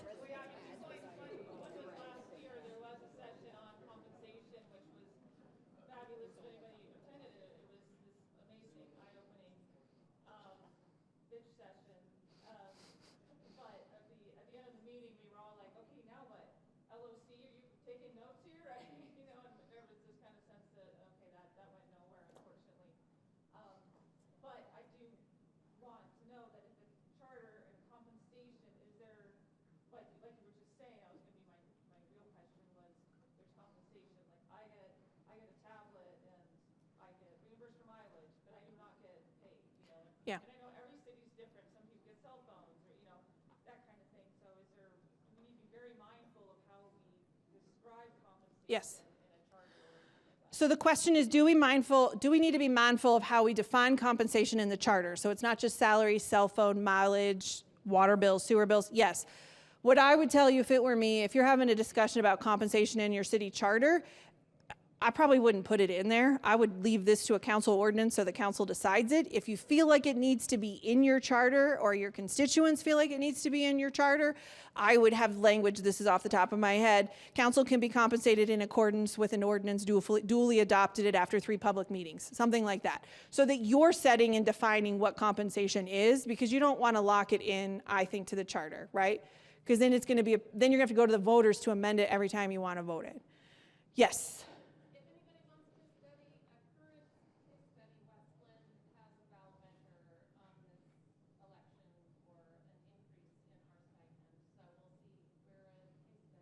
There you go. Westland is looking at a ballot measure to increase. I'm going to skip because I got like 5 minutes left and I got 2 more slides, I think.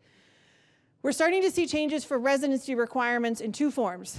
It is common for charters to require city managers to live within the city limits. It is becoming very difficult for cities to recruit city managers. And what we're hearing from city managers is, so for those of you who may be familiar with the cities, for example, of say Monmouth and Independence, nobody knows where those 2 borders end unless you live in Monmouth or Independence. So I have a house in Independence. I've lived there for 20 years. Monmouth wants to hire me as a city manager. Do I really need to sell my house in Independence so that I can be the city manager in Monmouth? So you're starting to see residency requirements change for city managers so that you can increase your applicant pool. The second thing we're starting to see, not in most cities, is residency requirements for elected officials. We have several small, very smaller cities, for example, that are really only occupied certain months out of the year. They're vacation communities. Smallest city in Oregon, anybody know? Nope. Greenhorn, who said Greenhorn? You don't get a prize, but I'm proud of you. There you go. Okay, Greenhorn has 3 residents. They don't live there full time. It is mostly a hunting lodge community. As I understand it, I've never been there. Their charter specifically allows them to live outside of the city limits. They just have to own property in Greenhorn to sit on the city council. There are other smaller cities who are considering the same thing. Property in the community alone is enough for you to serve on council. You don't have to be a full-time resident. I'm not recommending that or saying it's common, but we are starting to see that more in communities that are small and usually only occupied for short periods of time during the year. Starting to see more requirements for voter approval on fees and other measures. That's becoming more and more common. What we take from that is that residents are feeling like they're being overtaxed or overfeed and they're losing their patience, so they're starting to put requirements in charters that prohibit you from doing that yourself. I've not seen it in Oregon, but I have colleagues in other states who have indicated they're starting to see charter amendments that give the mayor veto power.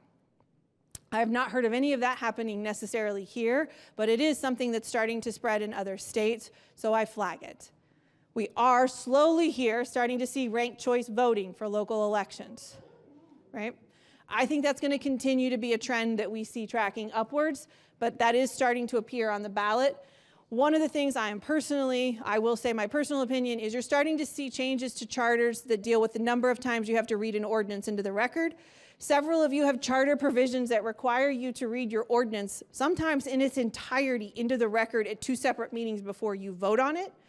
Those are pretty outdated languages. I usually see them in charters that were passed before 1960. You're starting to see people take that out so that you don't just have one person standing up here reading a 95-page ordinance 2 meetings in a row before you can take any action. So we're seeing those. So the process I'm going to go through quick. So generally speaking, there's 4 people to consider. City council members, a lot of cities use a charter review process, city staff, and ultimately your voters. What I used to like to tell my city council when we were talking about anything, whether it was our charter or our code of ordinance, we were on a rotation to review everything every 5 years, is I would give them 2 copies. Keep 1 copy clean, 1 copy is your markup copy. Every time you find a problem with your charter or you think you've got an issue, put it on your markup copy. Because if you think about it on February of 2024 and we do our charter amendment process in December of 2026, you will not remember what bothered you in February of 2024. So, city council should have a role. It's up to you to decide if you want to start the process and give your charter review commission or staff some recommendations, or if you want to wait till the end. But you should definitely play a role. Charter review processes. I do recommend using those. Charters are basically citizen-led constitutions. You should ask your citizens and your residents what they want to see. Ultimately, you work for them, even though it's annoying when they remind you of that. But you do. And your city staff. Your city manager, your city attorney, your city recorder, they will probably have recommendations on thoughts on ways that you can improve what you currently have, and they should be included in the process. Okay? Let's take a 5-minute break. Does that sound 10? Let's take a 10-minute break. It's 10:01. I'm going to start at 10:11 with or without you.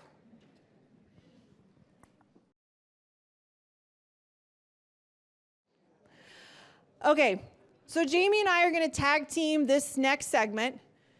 I should preface this by saying, for those of you who have mayors who went to an Oregon Mayors Conference or at the Oregon Mayors Spring Workshop in Klamath Falls this year when the LOC hosted there, they have seen this same presentation. So you are probably all jazzed about the same things now, so hopefully you have an ally in your mayor if they went to those things. One of the things that Jamie and I wanted to finish today with was how state and federal courts impact your cities in the last year. So in our terms, we would call this a generic case law update. Some prefaces here. Every city is slightly unique. Our description of these cases is a 10,000-foot view. Do not go back to your city manager, your city attorney, or your mayor and tell them that you're doing it wrong. What I would like you to do, what Jamie and I would like you to do, and we will repeat this over and over again throughout this segment of the day, this is to give you information so that if you think that you have an issue or it causes you concern, you know to go back and talk with your city manager and your city attorney about this. That's my number one preface. My first question for you guys is, how many of you follow the state legislature every year? Some of you, okay. I'd like to see more hands up than that next year if we do this again. But a lot of you will follow the legislation that gets passed. How many of you pay attention to court decisions? Good, that's a good number. You should. The reality is courts impact you just as much as the legislature does. And in our experience at the league, not every member of council pays attention to them the same way you pay attention to what's coming out of the Capitol in Salem. So we're going to go through a quick overview first. So we're going to do a quick facts on the court system. Are there any lawyers in here besides me or Jamie? It was just us. Oh, no, wait, there's one more person who chose poorly, Jamie. So we'll go quick facts on the court system. Jamie's going to talk about the elephant in the room, which is Grants Pass. Everybody knows the Grants Pass case? Yeah. Okay. Then we're going to go into, we'll go back to state court decisions and we'll finish with federal court decisions, and we're going to tag team this one. So quick facts for those of you who aren't lawyers. The head honcho, the number one person at the very top, is the United States Supreme Court. Okay? You have the state side and the federal side. So we'll start with the federal. U.S. District Court here in Oregon. Okay? So if you're going to think about it for similar at the state level, you've got like your state circuit court system usually in your county courthouse, right? So you've got a U.S. District Court of Oregon.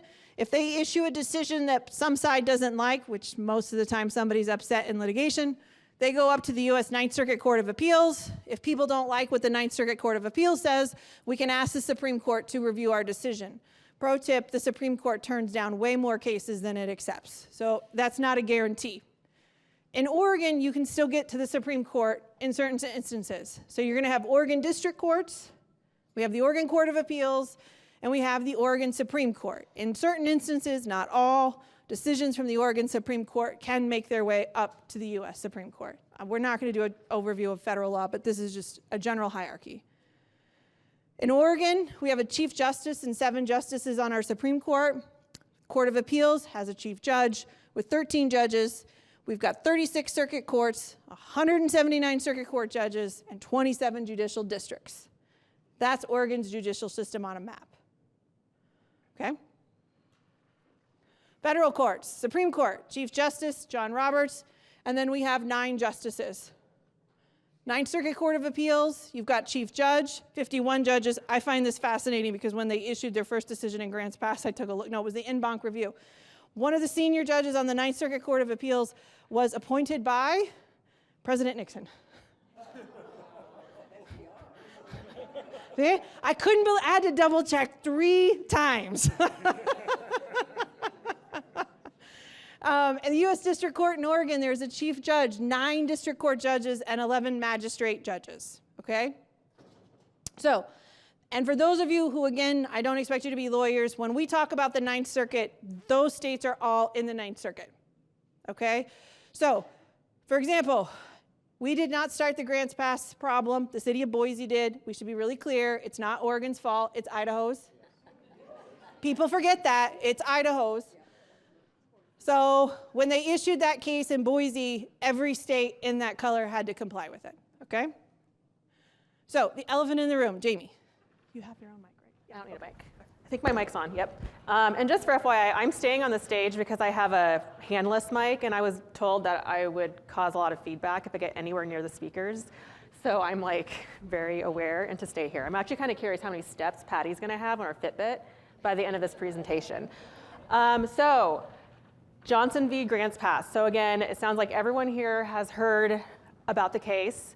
So how did we get here? September of 2018, when I was a newbie LOC attorney, Martin v. Boise was decided, and that was the case out of Idaho, which kind of really changed how we managed unhoused populations and public camping all along the West Coast, particularly in Oregon.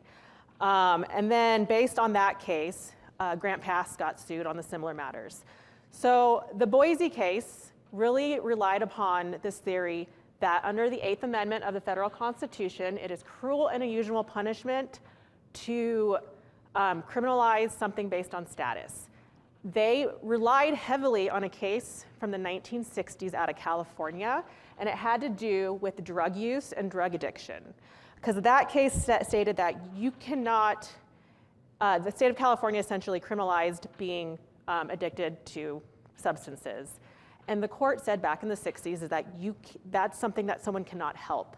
So therefore, it is cruel and unusual punishment to criminalize somebody based on a status. So fast forward 70 years later, the same argument was used on the issue of unhoused people. So basically it stated, you can't prohibit a person who has nowhere else to go from sitting, sleeping, lying, keeping warm and dry, and or taking rudimentary precautions from the elements, right? That is something that you have no control over. It is a biological function to sleep. You have to sleep.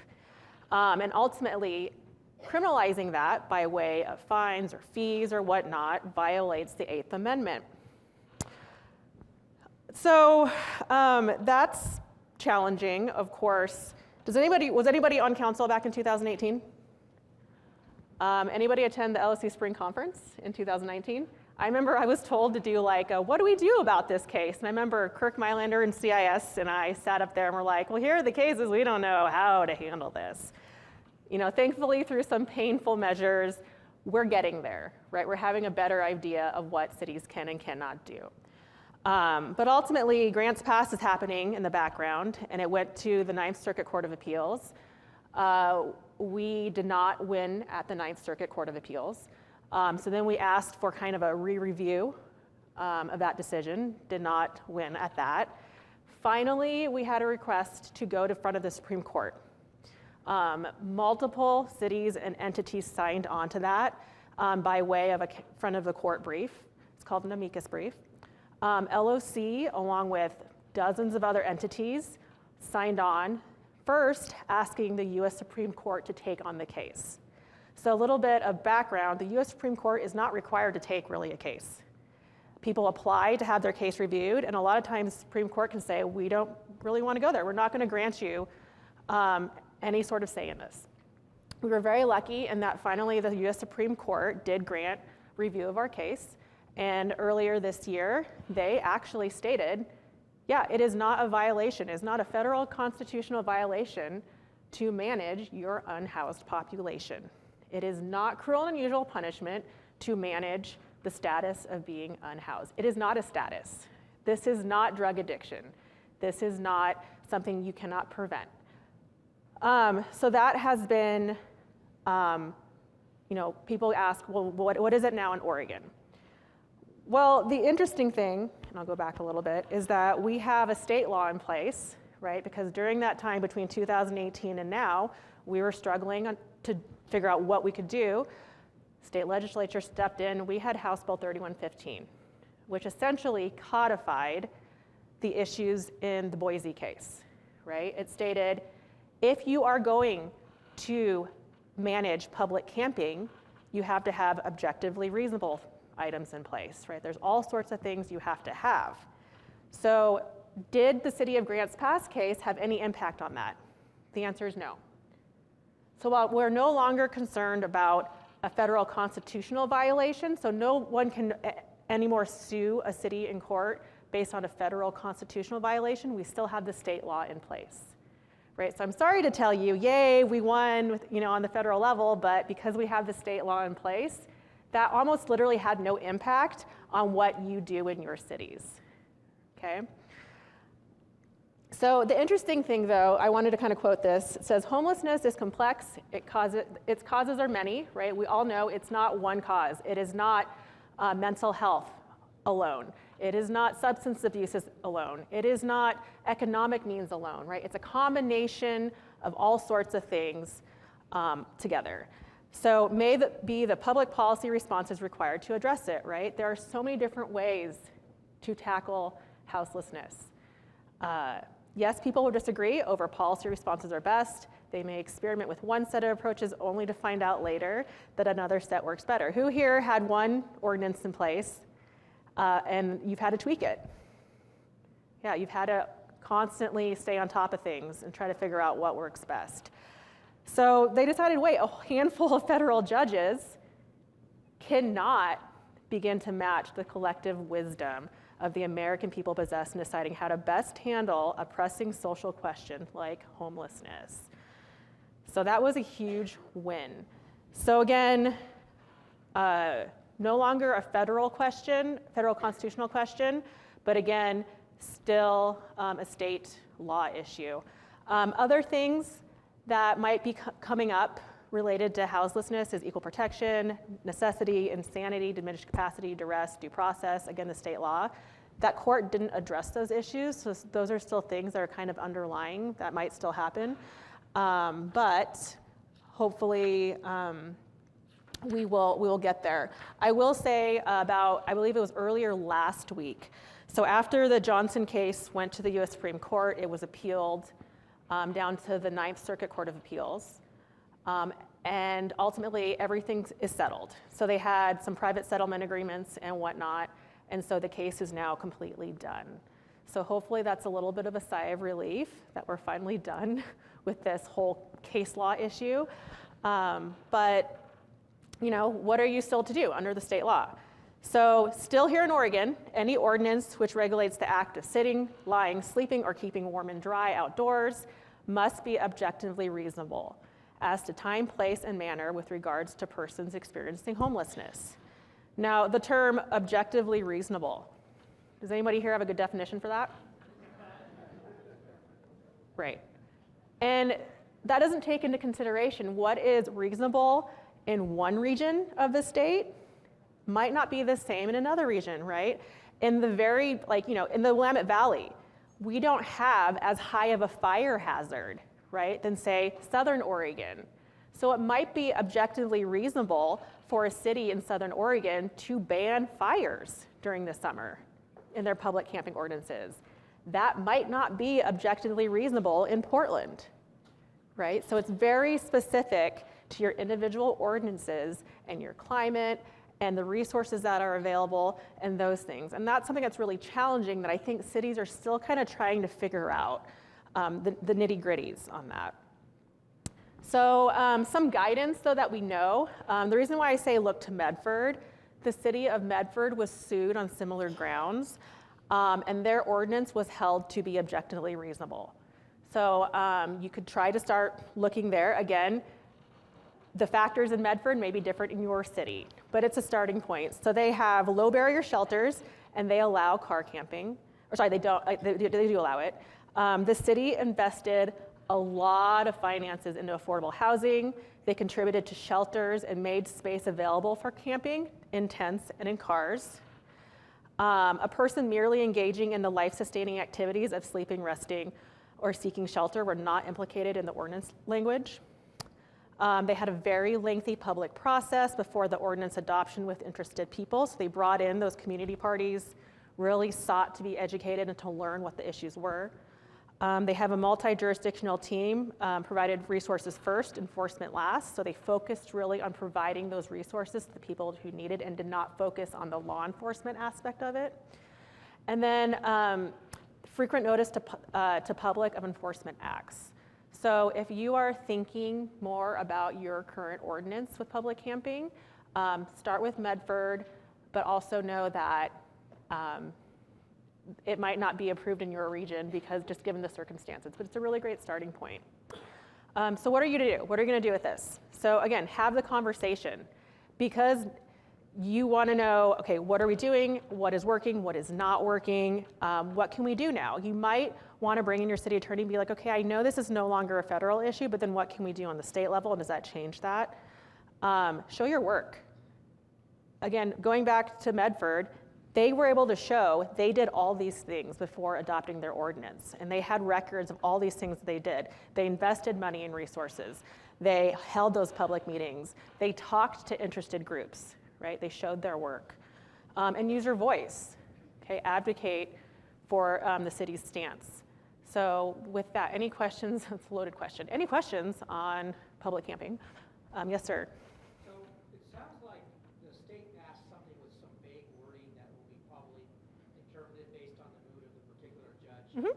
That will be on there. So is there any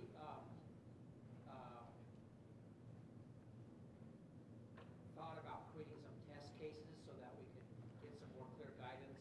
So that language that you're talking about, that's the objectively reasonable language. Yeah, and I know Yeah. objective and reasonable, it basically means whatever the judge thinks is objective and reasonable. Yeah, so the biggest test case we have is Medford.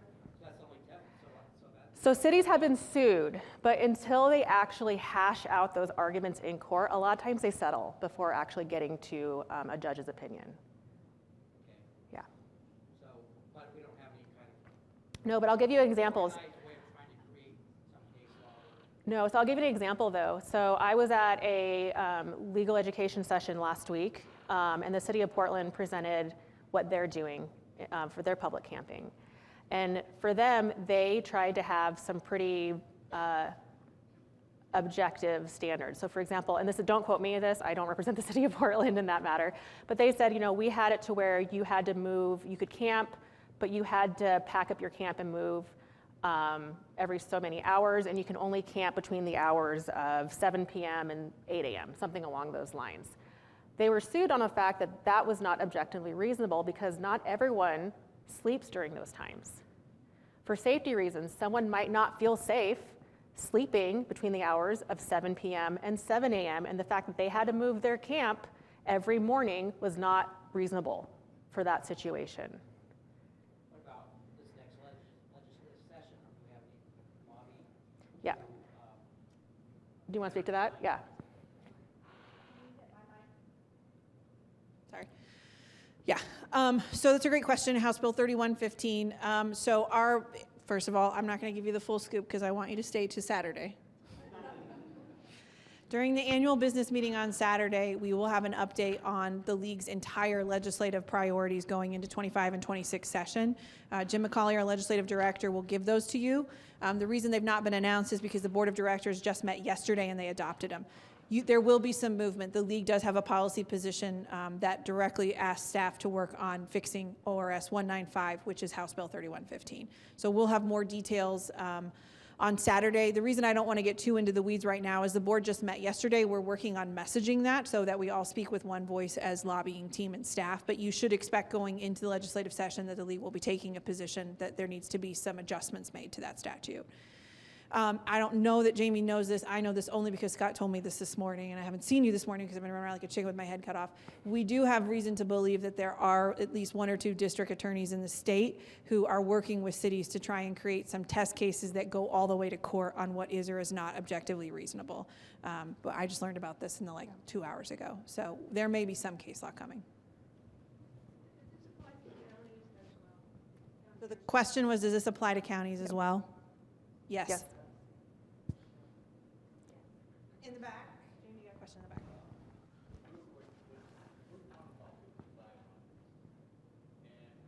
Our space is like the Bedford, you make it all and stuff. A small city really can't afford to do that. So therefore, how do we address it? Now, we're somewhat lucky in that two ends of the town is county, the bridge, the river, and that's county. The other part is that they prefer to go to Roseburg because it's more benefits.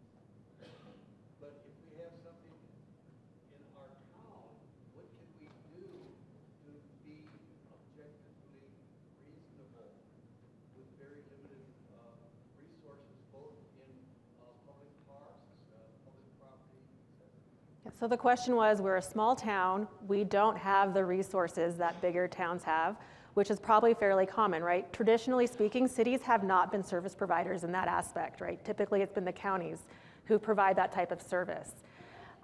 So what can we do, right? We don't have the resources, we can't do all the work that Medford did. What can we do that's objectively reasonable? That's gonna depend on what's available in your city. So do you have a space for, a place where you can designate as a public campground for people to I don't know, you don't, some cities might. That might be an option they choose. I'd be happy to talk with you further about that, not in front of everybody, because it's going to depend on what's available in your city. And that's a really tough question. The lawyers still don't have it figured out.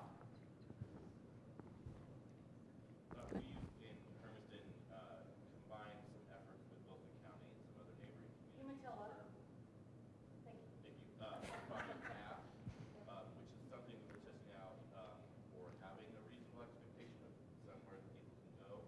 And I think it's really, in my opinion, still too early to determine the effectiveness of that program, but it's open now. People are utilizing it. So that's one thing that we're testing out because we also don't have necessarily the resources for the places. So we've tried to create a joint program. Yeah. That seems to help. So the response was working with your neighboring cities and counties to see how you can join forces. Yeah. I'm sorry, I just want to piggyback off that. Living in Umatilla, I was very proud of like our city manager and working with the others, and we're very proactive on this. And so Umatilla had the land, and then different people in the county, they helped. There was we also had an empty building that we moved onto there, and then a bunch of people made these little hut things that people can live in, and our city provides transportation to people that need to go over there, so different various agencies can help transport people there and back. And now we're also working on the mental health and working on other things. There's a place for them to go as well and get counseling. So I don't want to cut people off because this is a really, really important topic, but we only have 30 minutes left. And we go to noon? Oh, just kidding. Well done. Okay. So great. So I like that where you're sharing one area has the land. We might have some resources. How can we do that? That's great. Good. So how did Johnson versus Grants Pass affect federal land? Well, that's a great question. My guess is that they still have to, there's no longer that federal constitutional issue. But I don't know. I haven't reached out to the federal Forest Service, I guess. It's probably who would be managing that, or BLM. I'm not really sure how on the ground that's been taken into consideration.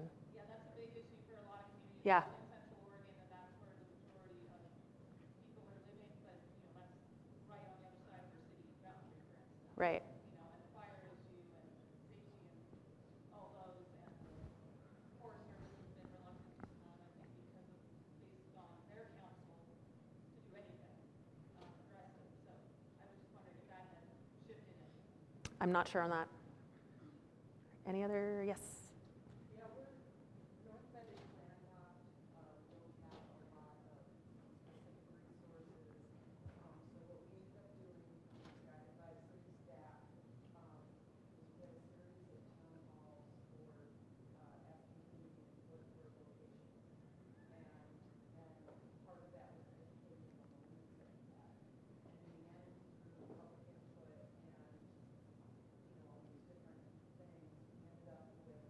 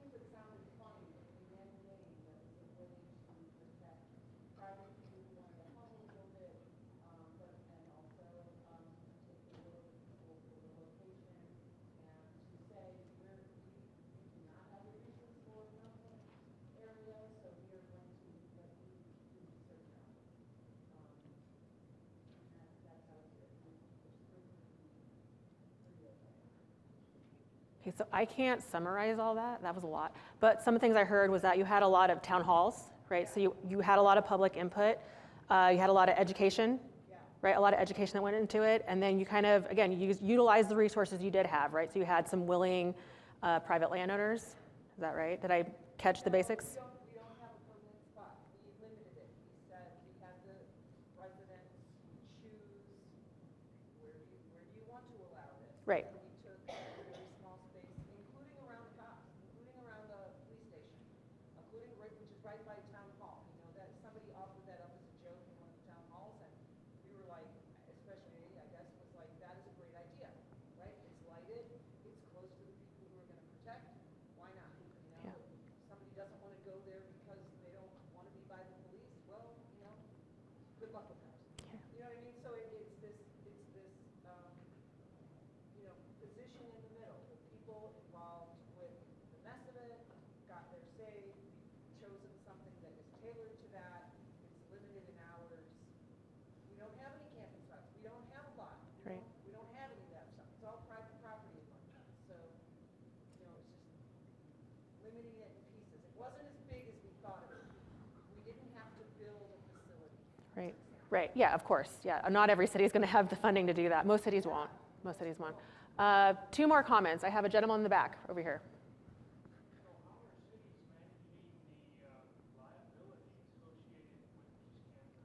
Yeah, so that's a new thing. The question was, how are cities managing the liabilities? So some cities have done like they've sponsored campgrounds. What comes with that, though, are certain claims, like they're not ADA accessible or state-created danger. So there might be some hazard that was inadvertently created, and because the city created it or the government created it, now you're liable for some things that are happening. Those things are still being flushed out. This is unfortunately there's no solution yet, the best solution. So that is definitely something, though, to consider and to work with CIS and your city attorney about how to best manage that specific to your public spaces that are available. That's a wonderful question. One more, sir. Yeah, we have spaces that are available for Vallis and Estrada as sleeping rather than camping because it's overnight, not setting up something more permanent. We have a bigger problem of people camping on private land, ODOT land, railroad land, city land, who are not living within or close to those rules about set up in the evening, take down in the morning. And that is, the people who are complying with the time, place, manner we set up under 3115, that works. The rest of it doesn't. And it's a big physical problem. We have it, I'm sure many other communities have it. And it's a struggle to play by the rules. Yeah. Nobody likes it, but I'm not super big. Yeah, and one thing before I switch to Patty, what I'm hearing is that everyone's trying and they're finding things just aren't working out like you intended, and you keep stating those things. So the state legislature needs to hear that, right? As a whole, cities are trying to comply, right? You're wanting to comply, and so I think sharing those stories, don't just stop doing that now that the federal cases have been settled. Keep being proactive and keep sharing those. I don't know if Patty has anything else to add, but. Am I? Okay. So I know there were still hands up. You can try and find me and Jamie after the end. If you're looking for specific guidance for your local ordinance, right? What you can locally do, what might, I'm going to use the word might, be objectively reasonable, and what your liability may be if you open up spaces and service. The best person for you to contact is Kirk Mylander. He's the general counsel for City County Insurance Services. I've been throwing him under the bus for 2 years now.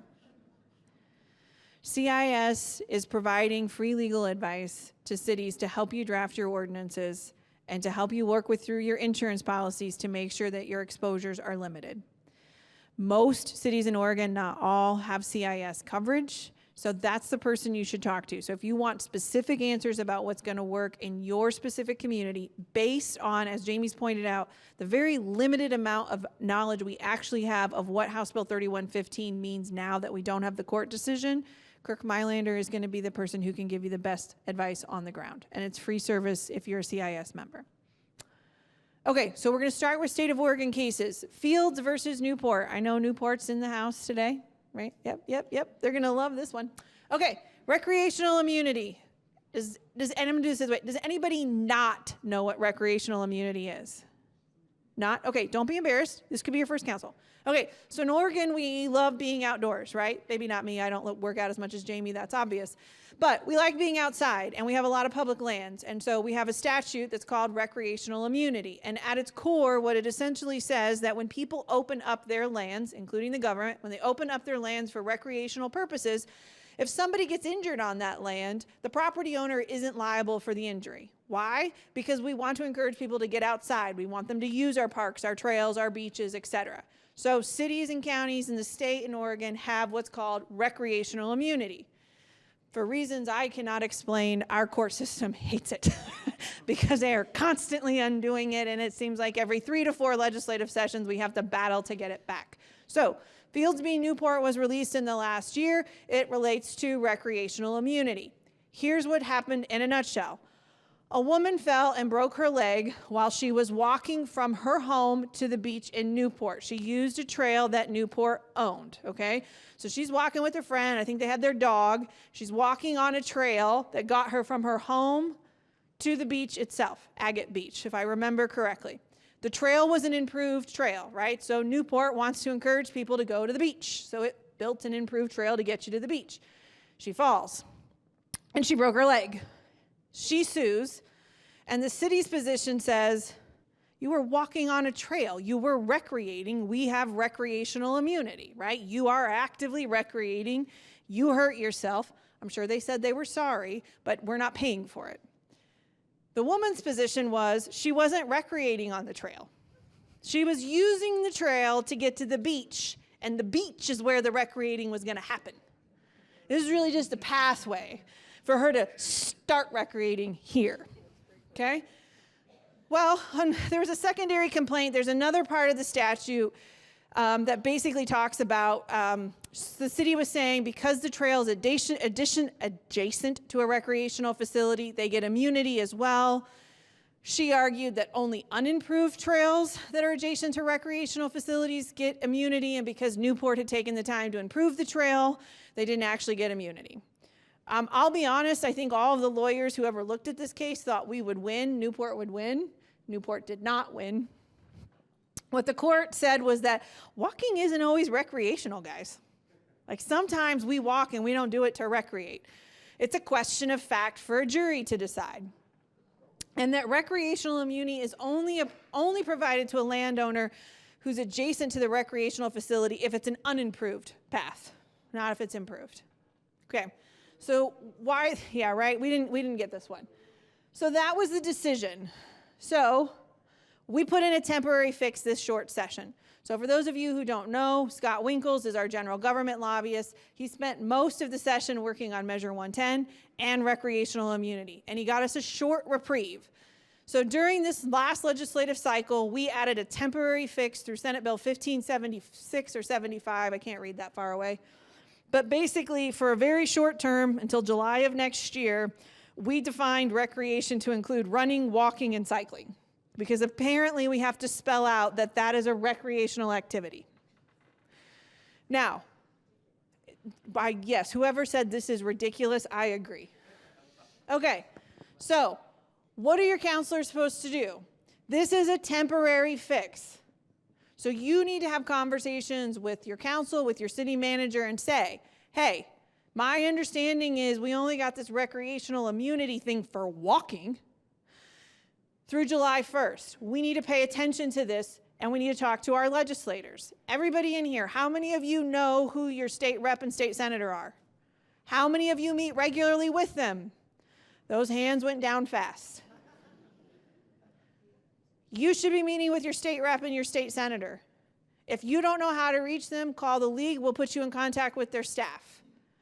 You need to tell them that this has to be permanently fixed. How many of you own parks?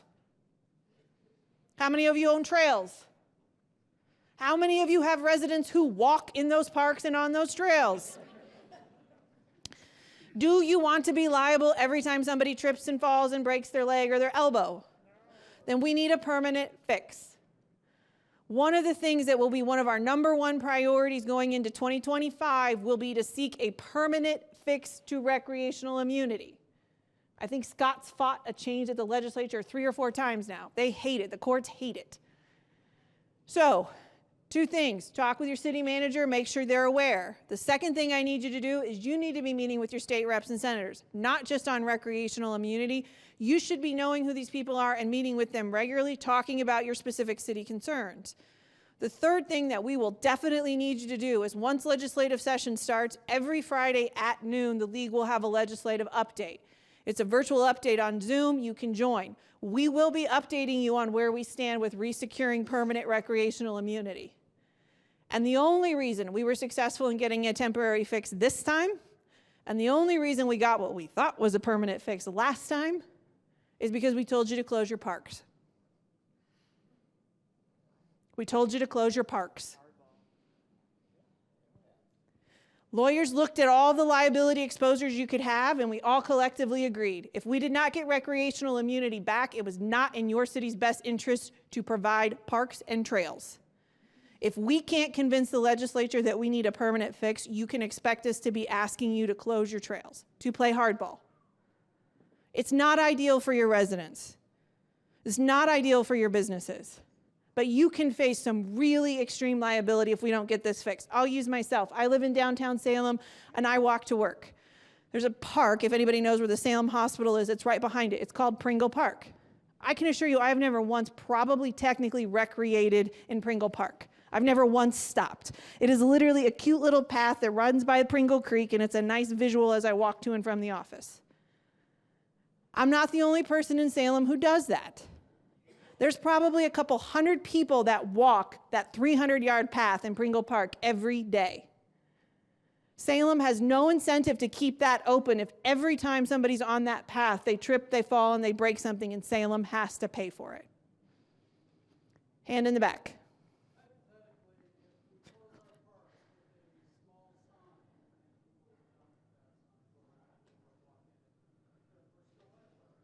So the question was, hypothetically, I appreciate that, thank you, first of all. Hypothetically, if I close my park and I post a sign that says parks closed, do not enter, am I still liable? You're probably still gonna get sued, but you've done a much better job of making it clear the public doesn't have access, and so it is better, and that's one of the things we recommended this year when cities closed their park. I will tell you, I'm hopeful that we won't have to get there. The simple fact that the legislature was willing to put this temporary fix in during a short session tells me and should tell you that they don't want you to close your parks. And they don't want you to close their trails. And they also don't all of a sudden want all of the state's property to be subject to this ruling. I think we're going to get a fix, but it will be a fight. And we expect the fight to come from, anybody want to guess? Yes, Jamie and I are the good lawyers. Yes, there are good lawyers and bad lawyers. Yes. I was told, and I can't remember who exactly, but it was somewhere in our city that with this rule, we could not charge residents to use our parks, for parties or, there's a few parks that were upgraded with tables, and they said we can't charge because of this rule, but it seems like it doesn't even matter if we charge or don't charge, we still fall under this rule. So the question, and I think, so the question you're asking is, we were told if we charge that we don't essentially get recreational immunity. I don't know that that's true. What I'm wondering if it's more of certain facilities, like if you're renting out for a party, my guess is you're going to have different insurance or liability standards. So I think it's a little bit more technical than that. What I would tell you is if that's what you were told, double check with Kirk Mylander, still at CIS. He's going to hate me. Is he here today? No. I don't know if he's here or not. By the way, CIS has a booth, so you can just go right down to the vendor station and find them all there. I think I saw you first, and then I'll go to you, Councilor Escobedo. I'm curious how beach accesses would apply, a city beach access or a trail. That's what Newport got sued on. It was a beach access trail, right? But with the state law of beaches being public. Yes. Wouldn't that leave no other access? Yes. Very limited or only private? Yes. That is why we told them we were going to shut them all down. Yes, which is why I think the legislature's moved. So I saw Councilor Escobedo, then I'll come over to you. Councilor Escobedo. In our charter, you can't get more than $100 from us for damages. So this would be different. So your charter may say you can't get more than $100 in damages, but state law would trump that. So and most of you would be looking at paying your deductible, not your full cost, because you're going to be insured for liability. But it can get more expensive. And what happens is this is probably too much. I serve on the CIS Board of Trustees. One of the big concerns from CIS from a liability standpoint is if we have to start paying out all of these claims, or if we don't just get this immunity on its face and we have to go to trial, that will increase CIS's attorney expenses on your behalf and payout expenses, which will ultimately be passed on to you with increased insurance premiums. Yes. Would your ATV route be subject to this? If they were walking on it. Yeah, I mean, there was no dispute over ATVing. First of all, I thought walking was recreating. I think we all thought walking was recreating. But we were worried enough to add cycling and running to the temporary fix. So I think we feel confident ATVing is probably fine. And where are you located? Are you by the dunes? So you're probably fine. But I don't think the court likes this, so, be careful. So this is what you're supposed to do. So I'm going to wrap up before I kick it back to Jamie. So the first thing, talk with your city about the importance of this. Make sure you're all aware. Have conversations with your state senator and your state rep. If you don't know how to get a hold of them, contact Jim McCauley at the League. He's our legislative director. He will help you touch base with them. Tune in Friday for our legislative calls when session starts. We will have an electronic bulletin. For those of you who don't get it, every Friday we send a newsletter to your email if you're signed up. That will contain the information you need for the legislative updates. You should be tracking this issue. It will matter to you next year. One last question, Councilor Garlington. Jim to make sure that he calls out right now. You need to call him right now, or something's changing. Yes. Make sure you call and tell him no. We need direction.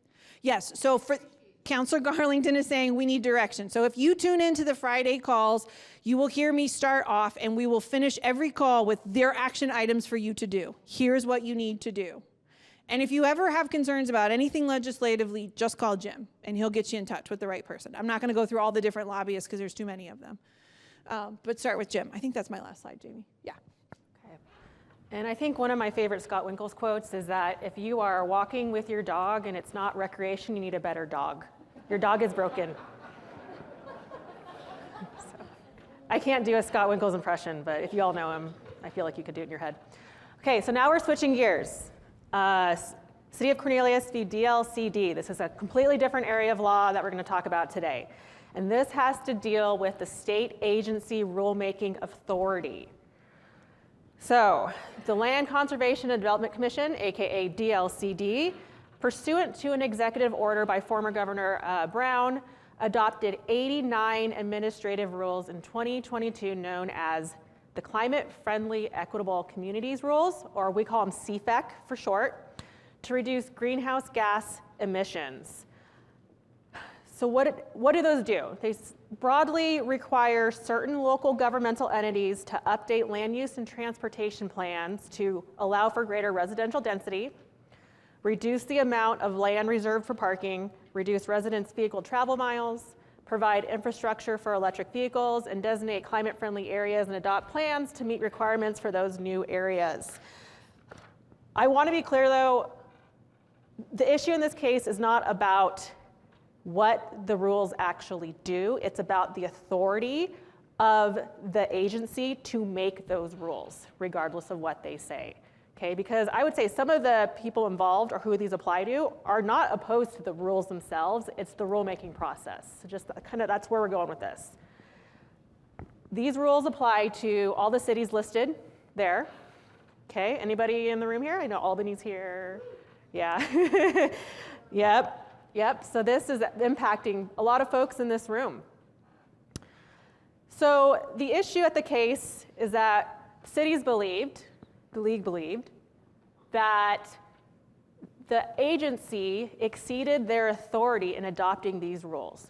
We didn't believe that the way the executive order read, that actually gave them the authority to adopt those 89 specific rules.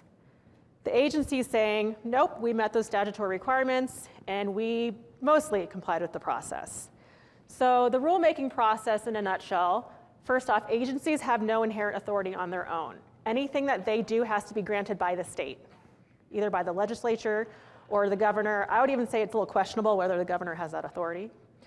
There has to be a rulemaking process. There has to be proper notice.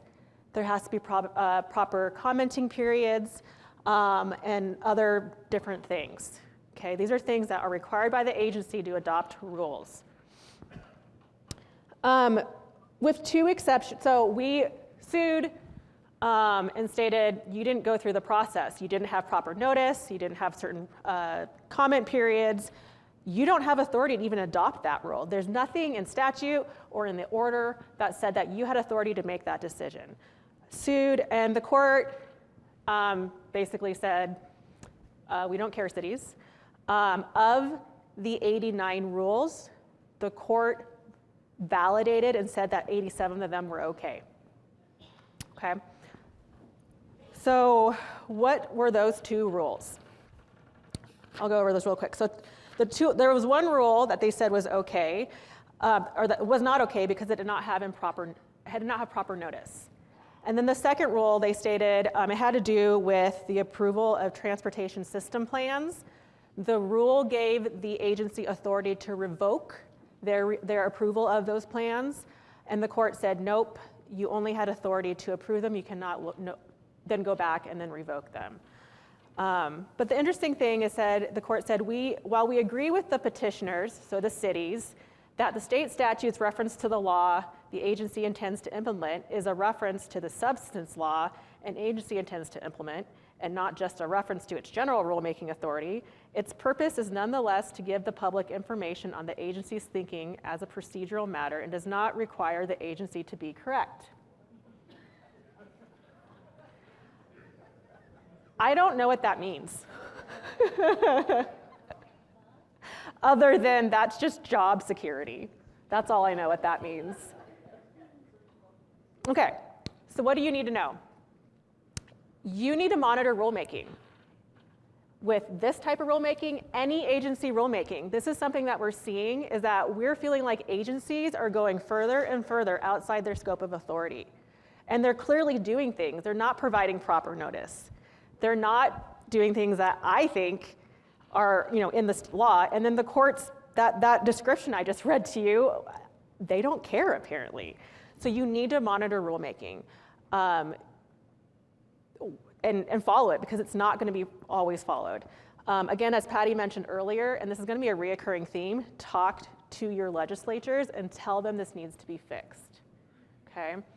LOC will put out bulletins for case updates, occasional rulemaking updates that we think are general of importance, and ultimately, if something comes up that you're thinking was not proper, speak up and talk to the state. Questions on that? Yeah, it's not as fun as walking your dog, but it's important. Just a comment, to other organizations, we have challenged state rulemaking authority and prevailed. So it is possible, but my understanding is also fairly rare most people kind of roll over when the news makes a rule and don't do anything about it. So in this litigation, we got more of the idea they're trying to see what they can get away with more than, and as long as somebody doesn't tell them no, they get away with it. Yeah, right. Again, if there's no consequence, why would you follow it? Yeah, it's pretty bold. Am I back? Sorry. Good. Okay. So it's not on here, but the league is going to try and work on maybe putting some parameters in on agency rulemaking this upcoming session. Because those CFEC rules are just the tip of the iceberg. If you're going to go to the ethics session today, you'll hear more about what I consider to be massive agency overreach. Okay, so we're going to pivot to the federal court cases, and we're going to talk about a case that came out of the city of Brookings. Anybody from Brookings in the room? Okay, great. I'm not picking on you. This is just the case, I promise. Okay, so this is St. Timothy's Episcopal Church versus Brookings. It deals with the Religious Land Use and Institutional Persons Act, otherwise known as, for those of us who practice in local government land use, RLUIPA. Anybody ever heard of RLUIPA? Do not feel bad. There's probably only like 40 attorneys in the state of Oregon who've heard of RLUIPA. Okay, so this case is important. So the facts of the case essentially are, and I'm paraphrasing, there is an Episcopal church in Brookings that has for years provided free meals to residents in need, right? So they were providing meals for over a decade. When the pandemic happened, they started increasing the frequency of those meals, okay? Multiple times a year. The church is located in a pretty heavily residential area, so increasing the amount of free meals you're giving probably had impacts, not probably, did have impacts on adjacent property owners. Throughout the course of some time, the city passes an ordinance that essentially restricts meal services from the zoning district the church is located in to no more than 2 times per week, but it required a conditional permit to do so. Do you guys know what conditional use permits are?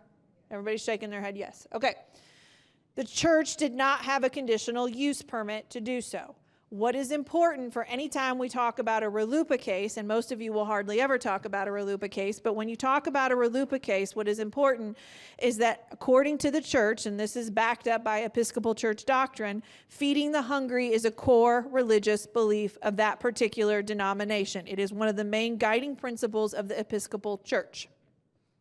Nobody disputed that fact, not the city or the church itself. So, the city doesn't have a conditional use permit. They're threatening to shut things down. The church's position is that the city's regulation violated the church's religious freedom of expression, which is protected under the Constitution and through RLUIPA. The city's position is, no, it's a normal, non-gender, it's a neutral time, place, and manner. It's a reasonable regulation. We comply with federal law.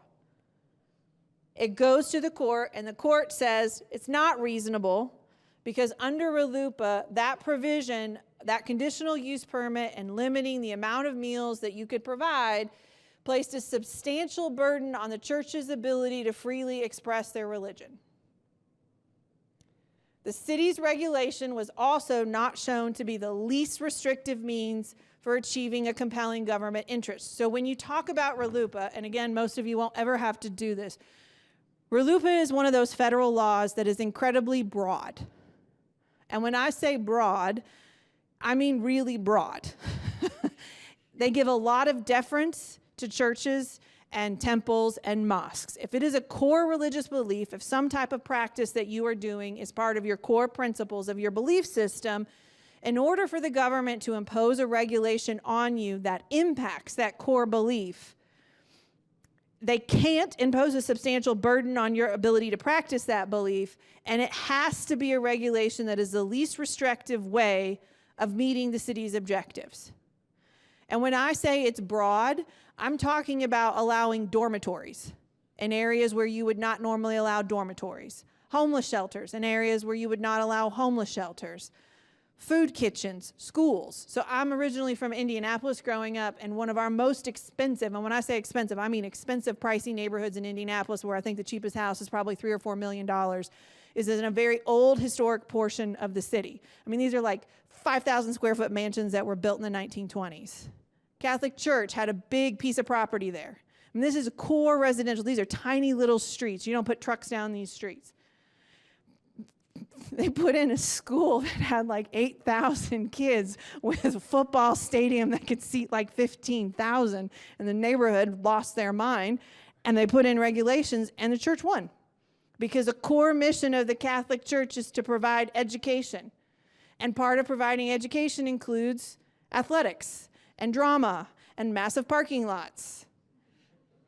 RLUIPA is broad, okay? And so what the city was saying is that, look, this is reasonable given the impacts. And a lot of times cities will make arguments to say, look, we have an obligation to protect the health, safety, and wellness of all of our community residents. That's not specific enough in a RLUIPA challenge. You have to be able to point with very high levels of specificity as to why your regulation does not place a substantial burden on the religious organization's core belief system. That's your first step. And the second thing you have to do is show that your regulation is the least restrictive way of putting that burden on the church or the temple or the mosque or whatever facility it is. Okay? So I went through all of this. Here's what I want the counselors to do, for any of you to do. This is simple. How many of you have to deal with land use cases ever? Some point? Okay. Ask your staff for RLUIPA training. That's it. That's my number one request for you. Ask staff for RLUIPA training. Ask your community development director or planner. If they don't have it, ask your city attorney to find one for you. If at any point in your career on council, you have to make a land use decision, at some point you may have to make a land use decision that could impact a religious organization, and RLUIPA will apply. And it's hard for the government to win. It just is. The second thing, how many of you have planning commissions? When you get training on RLUIPA, you make your planning commissioners attend with you. Because if you're going to have to make a land use decision about a religious institution, I guarantee you your planning commission is going to as well. It doesn't happen often. I practiced for 13 years in Indiana, and I only had 3 RLUIPA cases. 2 we litigated, 2 we lost. And I'll be honest, we knew we were going to lose them when we went to court. But my mayor was convinced there was public policy reasons for us to still fight. And in his words, Mova Hill gets paid the same amount of money whether she works 80 hours a week or 40, so what do I care? Okay, question?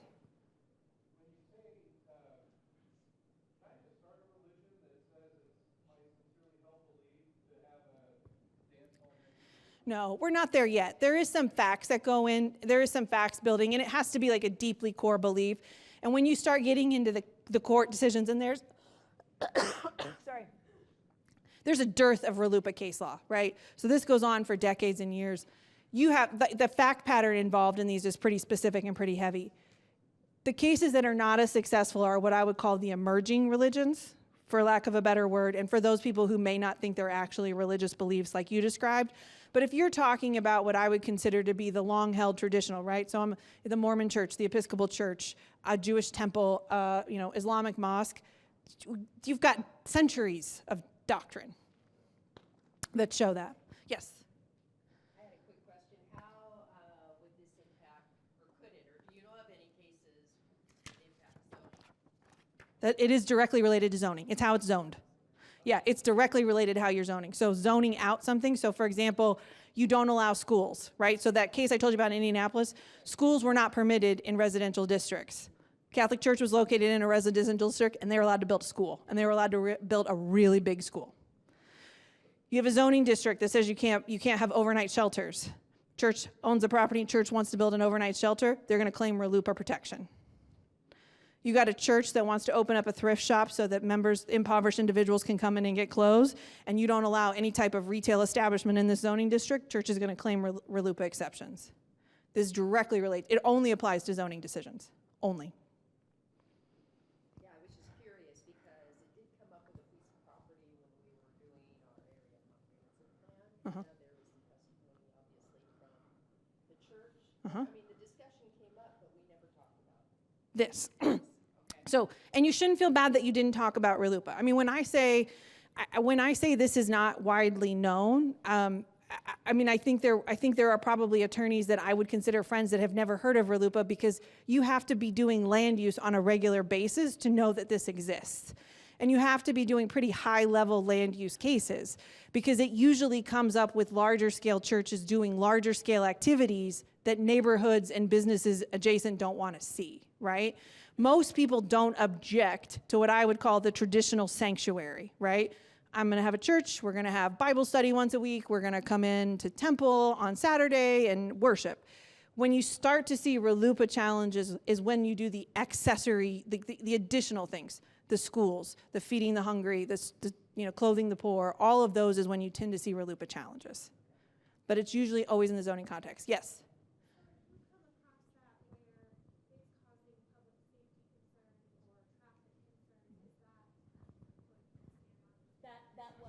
Yes. Yeah. So the question is, if it comes into public safety or traffic concerns, remember, it's not going to be enough just to say that. So if my city was saying, look, we really think this is a public safety concern, right? We're seeing increased traffic accidents. You would want hard data to back that up. It's not going to be enough for the city to say we have increased traffic. So what? Tell me why increased traffic should negatively impact somebody's core religious belief. Versus, ever since they started doing this, our accident rate has increased 75% at this intersection, and we've had 3 fatalities. And I can't redesign the intersection in a way to stop these accidents and prevent these fatalities. That's a different argument. So you're gonna have to be specific. And again, the easiest thing to do at some point, just ask for training on RLUIPA and flag it. And if at any point the city manager or the city attorney or the community development director says, hey, we have a petition or we have a conditional use application permit coming from a church, say, have we talked about RLUIPA? Yes.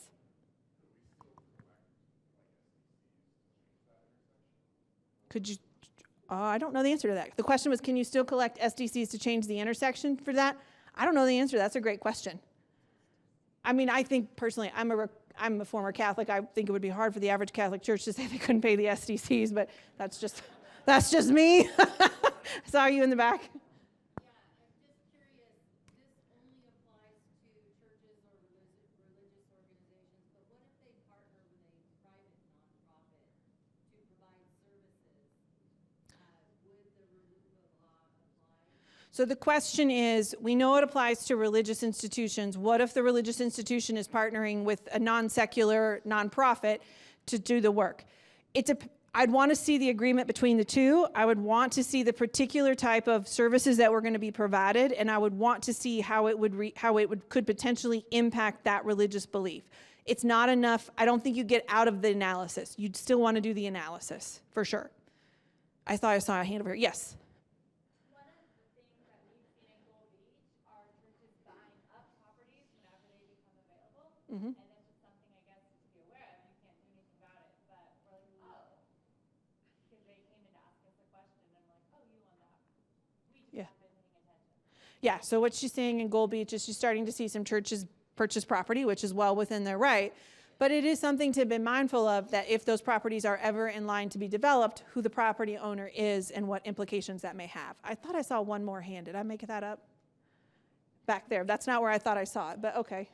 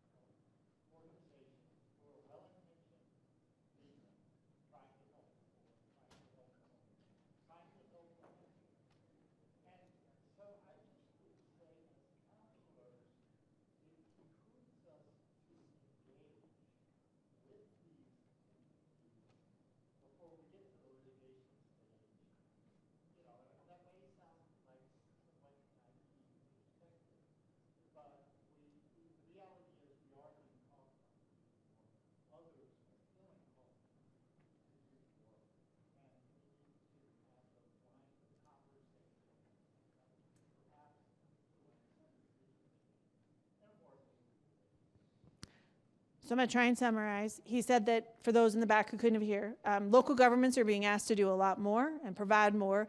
And so nonprofits and entities like churches are also being called upon to do more and provide more. And it would behoove all of us to sit down at a table and work together before we get to litigation. I will say in the case of Brookings, it's my understanding they did have multiple sit-downs and multiple conversations, and ultimately they just could not get there, which was part of the problem. Yes. I'm going to... I don't know the answer to that. It would surprise me if it did, but I don't know the answer to that. Honestly, don't know.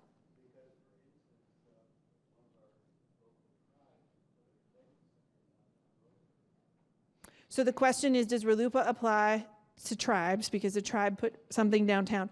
I don't know the answer to that question. I've never engaged on it between tribal law and RLUIPA, so I don't know the answer.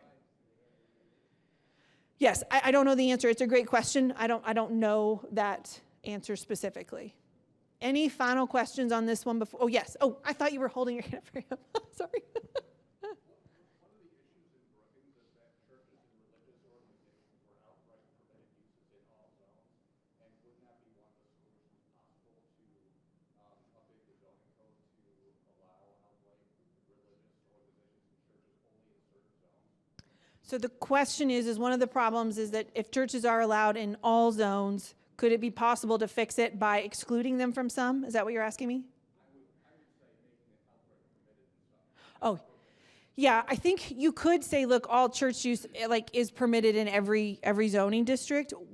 What I would caution though is how you define that and what are considered additional ancillary services from the religious group that's there, right? Because again, I still think when most people are writing some of their development codes, they look at religious institutions as places of worship only and the occasional gathering space. We don't often think about them running what are they called? Soup kitchens. Oh, Lord, I don't know where my brain went. Soup kitchens, homeless shelters, thrift stores, schools, et cetera, et cetera. So I don't disagree. I would say in my city, we did have church use allowed in every single zoning district, but we did still have conditional use permits for some specific things, given where they were located.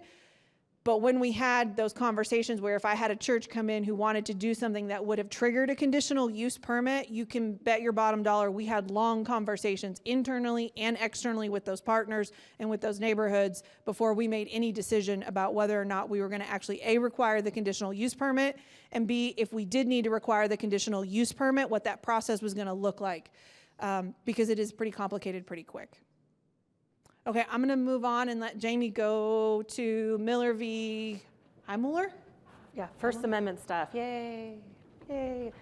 Okay, this is a Oregon case relating to public meetings and First Amendment rights at public meetings. So you guys are all excited about that.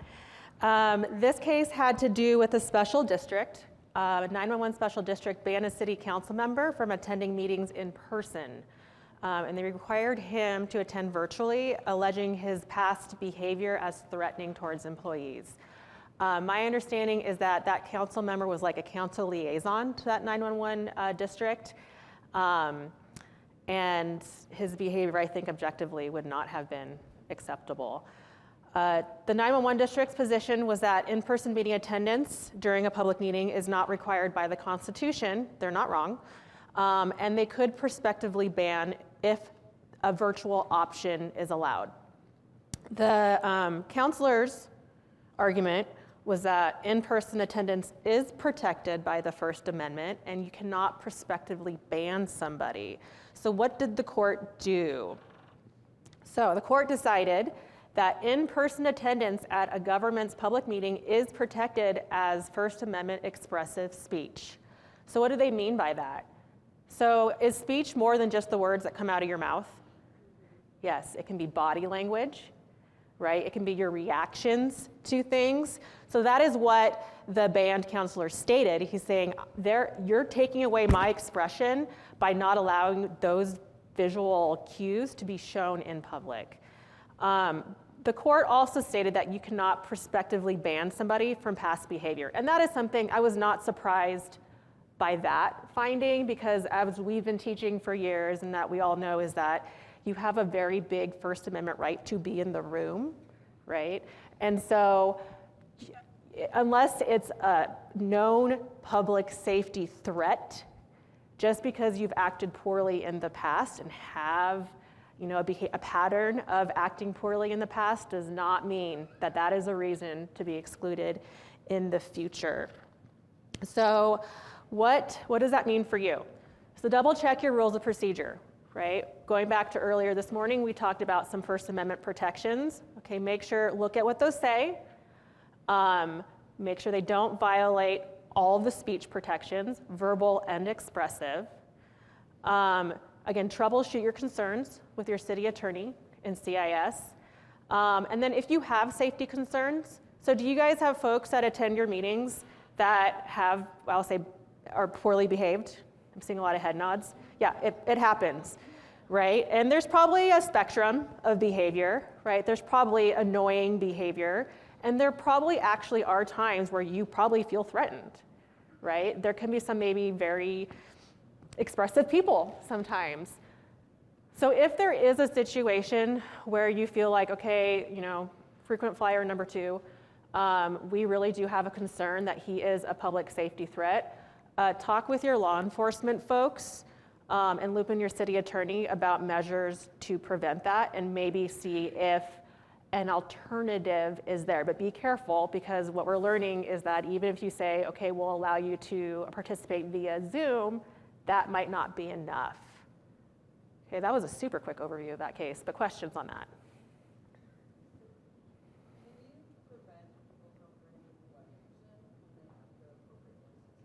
Yes, so you can prevent people from bringing weapons onto city property. Mhm. What about situations where, say hypothetically, there's repairs being done in your council chambers, and the meeting's gonna be via Zoom? If people have a First Amendment right to be in the room with the meeting, what if the councilors aren't there? Great. What if, they're in the room, but the meeting's virtual? Is that something that this case got into? No, so I would say if it's a situation where the meeting is only held by Zoom, and there are lots of meetings where you only hold them virtually, that's a different situation than this.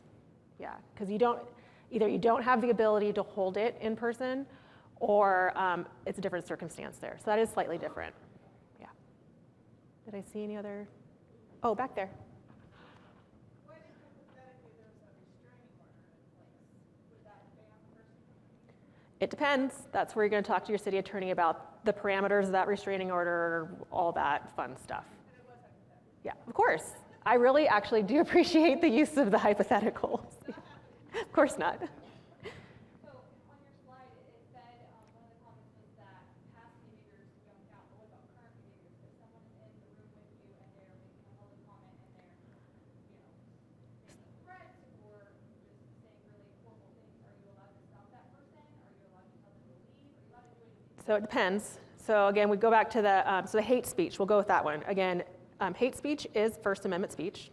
That's a really quick summary of that. Again, we have a session tomorrow morning about that if you want more about hate speech. The rule on kicking people out of meetings, it has to be actual disruption. Okay, so it can't just be annoying. It can't be just offensive.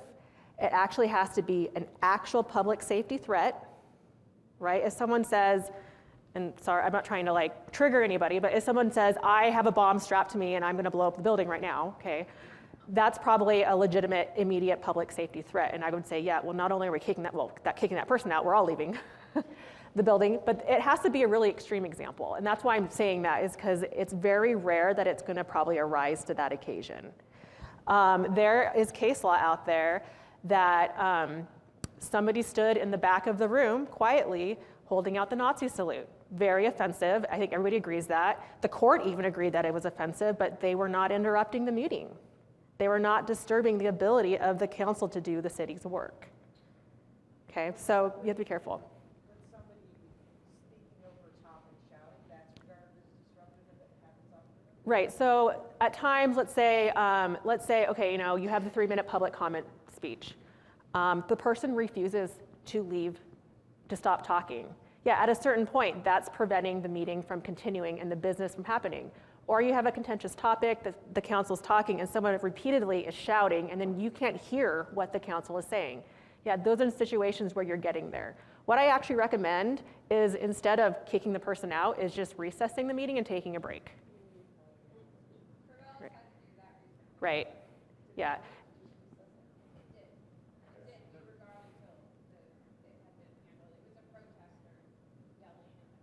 Yeah, timeouts work for kids and they work for adults too. Any other thoughts or comments? I'm just curious, not that it's ever happened, adjourning a meeting abruptly, is that legal? If the meeting can't run, absolutely, that's happened. In Charlottesville, they had, the community was rightfully so very upset. And the presiding officer said, these are the rules. We're gonna have, we're gonna have decorum. You're gonna have your time to speak. We are not gonna shout and talk over each other. And he made those statements very clear. So he did that right? He told us the rules. Everybody knew what the rules were. And people started shouting and cheering and doing things. And he said, okay, we're done. I'm adjourning. I think that was like a 2-minute meeting. Absolutely.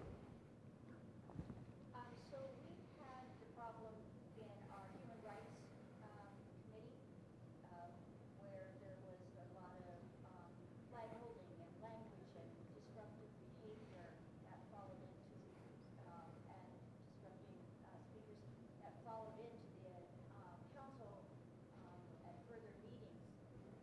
That's a public meeting. It's also online, hybrid.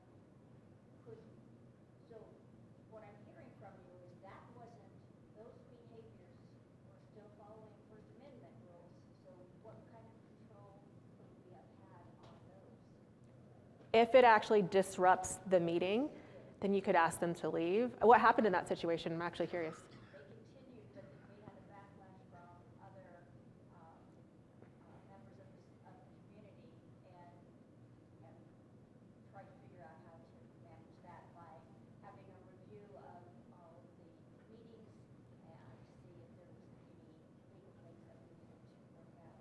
Yeah, It got very messy. of course, yeah. It's gonna be an individual kind of analysis every single time, and it's a little hard, it's hard, and it's a little scary.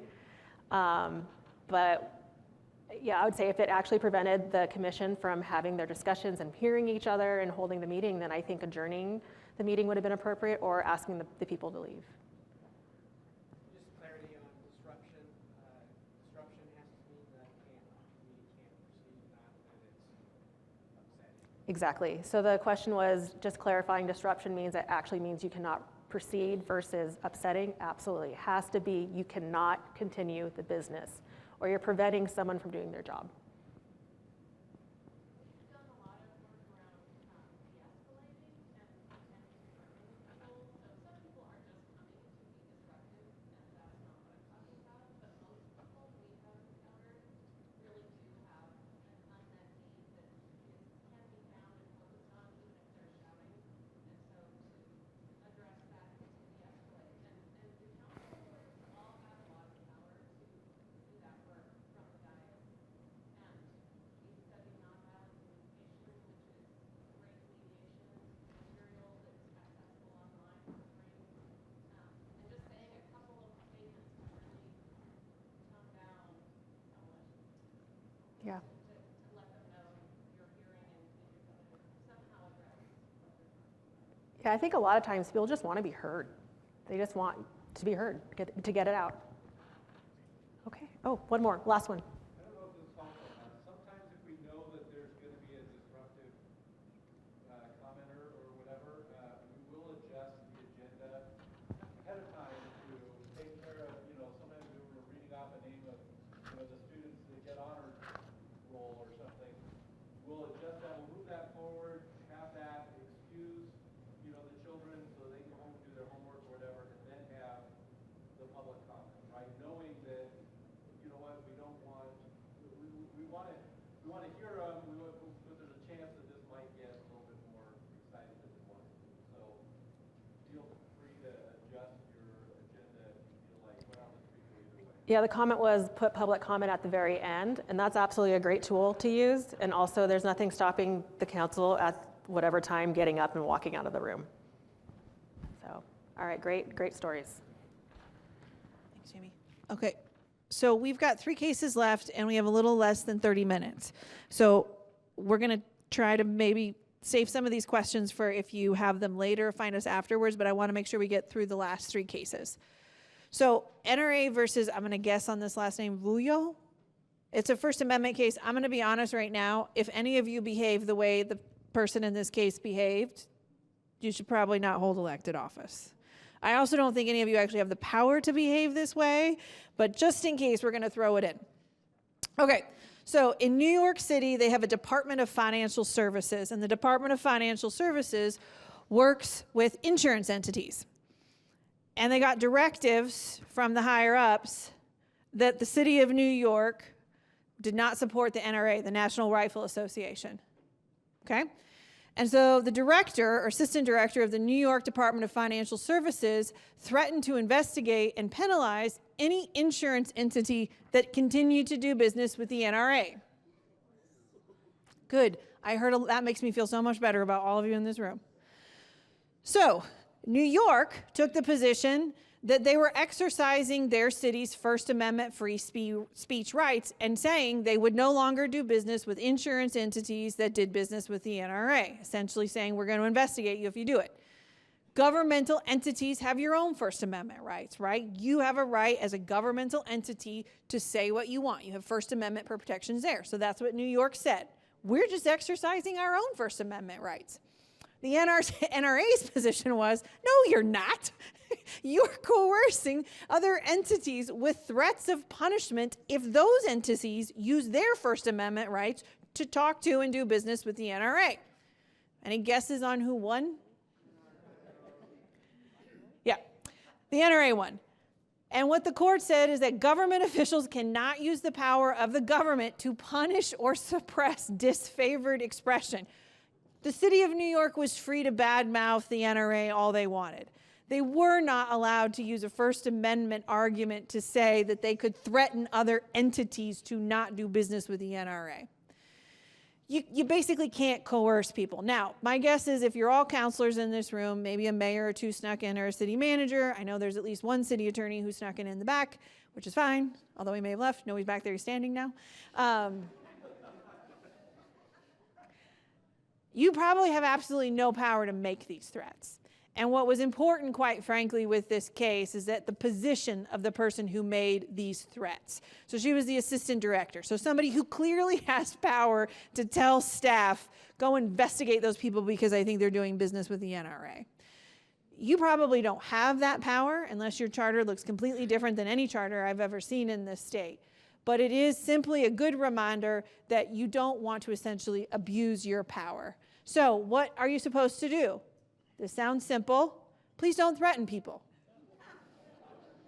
You would think in today's day and age we wouldn't have to say it, but turns out we do. Please don't threaten people. Work with staff to identify appropriate conduct, right? So I was a long-term city attorney. I'm sure most of you know where some of the skeletons in your cities are located, right? When we moved to Oregon, you know what my husband's favorite thing was? There was not a single restaurant in town I refused to let him eat at because I didn't know who was mean to my staff. I didn't know who had been arrested for domestic assault against their spouse. As far as I knew, every restaurant owner in the city of Salem was a perfectly upstanding member of the community. That was not true when I lived in Bloomington, Indiana. So I would say that if you think in your position that there are entities that your city is working with or licensing or permitting and you think it's problematic, your role is to ask staff, is this happening? Is there something that we can legally do? Should we do anything? That's your job. And limit enforcement actions to permissible actions. So you guys all have statutes, or not statutes, you have ordinances, you have rules that you have to follow. None of you are probably responsible for enforcing them, but you should certainly work with staff to make sure that those people who do are actually following the rules, right? You don't make threats that you have no authority to make. You don't make promises you can't keep. Basically, everything we learned in kindergarten that sometimes we think our residents have forgot that they learned in kindergarten, we should practice ourselves. Make sense? Any questions on that one? Yes? Through the elected officials essentials class that we all took when we were first elected to office, I remember one thing from that whole day, and it was Kirk Mylander telling us the 6 words that elected officials should never use. Do you know who I am? Does everybody hear that? When you take elected essentials, Kirk Mylander, the general counsel of CIS, does a presentation. Kirk does this presentation every time. Kirk says there are 6 words that never come out of your mouth, and they are, do you know who I am? Right? If you find yourself saying those words, take a step back, find a mirror, look at yourself in the mirror and say, did I really just do that? Okay? Yep. So that's this case. Don't threaten people. Know your position of power. Yes?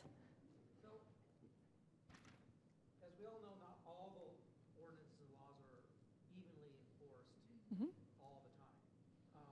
And so it comes to my mind the idea of somebody coming in or seeing a particular property or somebody be out of compliance with code, and then making something to the effect that, you know, clean up your property, we're going to call code enforcement, or something to that sort of nature. Is that permissible? Sure. So the Yeah. So the question is, what happens with what I would call the traditional, well, you're only picking on me complaint, right? You're only making me clean up my property. You're not making that other person pick up the property. My flippant response when I got that was, I have more than enough work to do without going to look for somebody to pick on. The reality is in most complaint-based systems, right? So most of you are probably not fully staffed, right? And even if you're technically fully staffed, you probably still need or want more staff, right? So in code enforcement cases in particular, in my experience, most of them are complaint-based, right? So you got a complaint about, I'm not picking on you, but I made eye contact, I'm sorry. We got a complaint about your property, right? It's just a hot mess. And then we know it's violating code. And so the city went out and inspected it, not because they're picking on you, because they have a documented complaint. And maybe one block over, your property is equally a hot mess, but I didn't get a complaint about it, and my process is complaint-based driven, right? From my perspective, as long as you can document that this is the process and you're following the process, it's the same way when you repair sidewalks or potholes. You can't fix every pothole that you find. You have a system in place for fixing them as they develop. Same thing with code enforcement. And yeah. The only other thing I would say is that if you don't have a complaint-based process, so if you do have, for example, a full-time code enforcement officer and they are going out, I would always get a little nervous if it did feel like I was seeing the same property over and over again, but clearly not the adjacent property that was having similar issues. Then that's where I think the city manager or the city attorney or the community development director needs to step up and say, I'm seeing a pattern that might be giving me a concern. What's happening? Okay? All right, I'm going to give it to Jamie to do our second to last case. Okay, all right. I still can't believe I didn't think this was 4 hours long, and here we are. Okay. So this next case is based out of California, and it's about the Fifth Amendment takings. Who here has heard the takings clause? Okay. So first off, a little takings 101, I'll call it that. There's different types of takings. The one in this case is called development exaction, and it's anything a jurisdiction requires from a project applicant as a condition for approving a permit. Okay. It can be in the context of land use approval or building permit context, and it can take the form of impact fees, application fees, public improvement fees, dedication, easements, prohibitions, kind of sounds like SDCs, right? So what happened in this case, and why do we care? So in the county in California adopted a traffic impact fee as a condition of receiving a building permit. And while the rate took into account the type of development, the amount was not based on the cost specifically attributable to the particular project on which the fee was imposed. The owner wanted to build a prefab house and was required to pay a $23,000 fee. What were the arguments? The county stated because the fee was a legislative act, the Nolan-Dolan test, and I'll go into that in a second, does not apply, and exaction is not occurring, okay? The property owner said conditioning his permit on a traffic impact fee was an unlawful exaction in violation of the takings clause. So what is the Nolan-Dolan test? Don't expect anybody in this room to know other than David in the back over there. It's a test we learned in law school. It actually is based out of a case out of Tigard. But it's twofold. When a permit condition has to have an essential nexus to the government's land use interest, right? So whatever you're requiring has to be somewhat related to the permit that you're seeking, okay? And then the second part is that permit conditions must have a rush proportionality to the development's impact on the land use interests. So there's two things that we care about here. We care about a nexus, so a tie to the land use issue, and then it has to be proportionate, whatever it is, to the issue. So how does this play out? So the court said legislative enacted impact fees, AKA SDCs, system development charges, are subject to the Nolan-Dolan analysis. Prior to this case, that's not how we practiced, okay?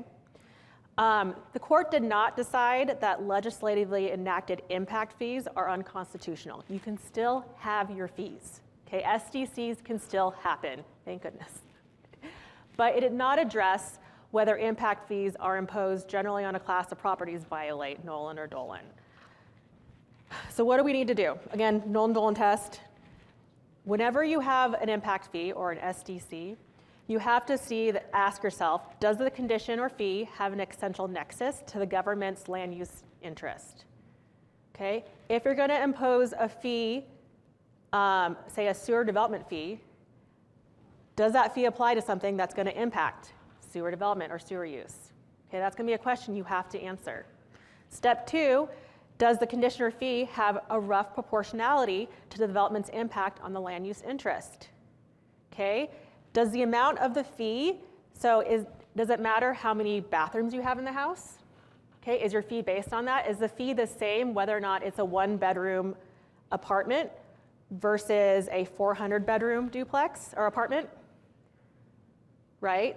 That's something now that you have to think about. You can't just have a one-size-fits-all SDC fee now. So how do you get there? So you want to make sure, do you have a staff report when you're passing these fees? Do you have a staff report associated with the new regulation? And does it articulate how it passes that nexus test and that rough proportionality test? Okay, so you're going to ask your staff when you're looking at these fees, how are we applying this? How does it tie to the actual fee we're asking about? And then the second part is that, is the regulation applied to projects in a way that also passes this test? So there's 2 times you have to look at this. When you enact the fee, okay, and you can probably get past this with your staff reports, making sure they're detailed. And then 2, is it applied in the right way? Okay, and this is something that we've not necessarily had to do in the past, right? So look at your SDCs, okay, ask your staff to look at that, and then make sure you do that nexus test and the proportionality test. And then watch for legislative and legal alerts from LOC. This, again, was a fairly recent thing that happened. It's the first time we've seen it. So I think we're going to keep seeing things like this moving on in the future, and it's going to change. Was the fee then disproportionate, or Yeah. allowed, or was it not allowed? That's what they decided is that, Too much. yeah, until they get to, they were not able to show that nexus and that proportionality. So they could, so the fee was too much. It was disproportionate. Right. For what the actual impact was. And it wasn't necessarily that the fee was too much. They didn't show that it was appropriate. Yeah. Okay. Oh, sir. What happens to the fees that have been collected in the past if there's negative feedback? It's a great question. I don't know yet. Anything, as Patty said earlier, anything can be litigated. Hopefully not. Hopefully those are out of the picture. So a lot of SDCs are based, especially residential, on like a dwelling, and a dwelling unit is gas. Are you basically saying that is no longer potentially as feasible as legal? Yeah, so maybe it's a fee to improve parks. Can you prove that every house is impacting that park in the same way? Are all the houses the same size? Do they all have the same number of people living in them? I don't know. You're going to have to look at it. Yeah, absolutely. This is a big issue. Could this potentially impact sewer rates where one house has 4 bedrooms, one house has 1 bedroom, they both pay the same sewer rate? You probably want to look at that. I know. You're going to have to do a lot of things you don't want to do. I'm sorry. I don't make the law. I just tell you about it. One last question in the back.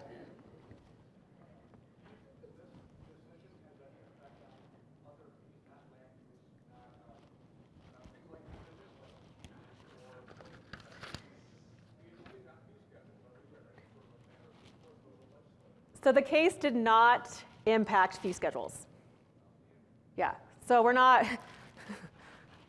there yet, thankfully. But yeah, great question. Am I on? Yeah, the other thing I would say, so not us per se, but when this decision came out of California, and when it came out, the executive director for the California League of Cities immediately said that within about 48 hours of it happening, her legislature started reading the case to mean that system development charges, they call them impact fees in California, were unconstitutional. They were reading it wrong, and that she will now have to fight in the legislature. They've been fighting in the legislature for years. People have been arguing that SDCs were a barrier to housing. It might sound similar to what we have here. And she is now expecting that this will be another reason why her state tries to eliminate SDCs. So I know there are a couple municipal leagues that are now tracking this as a potential legislative threat for legislators who misinterpret the case.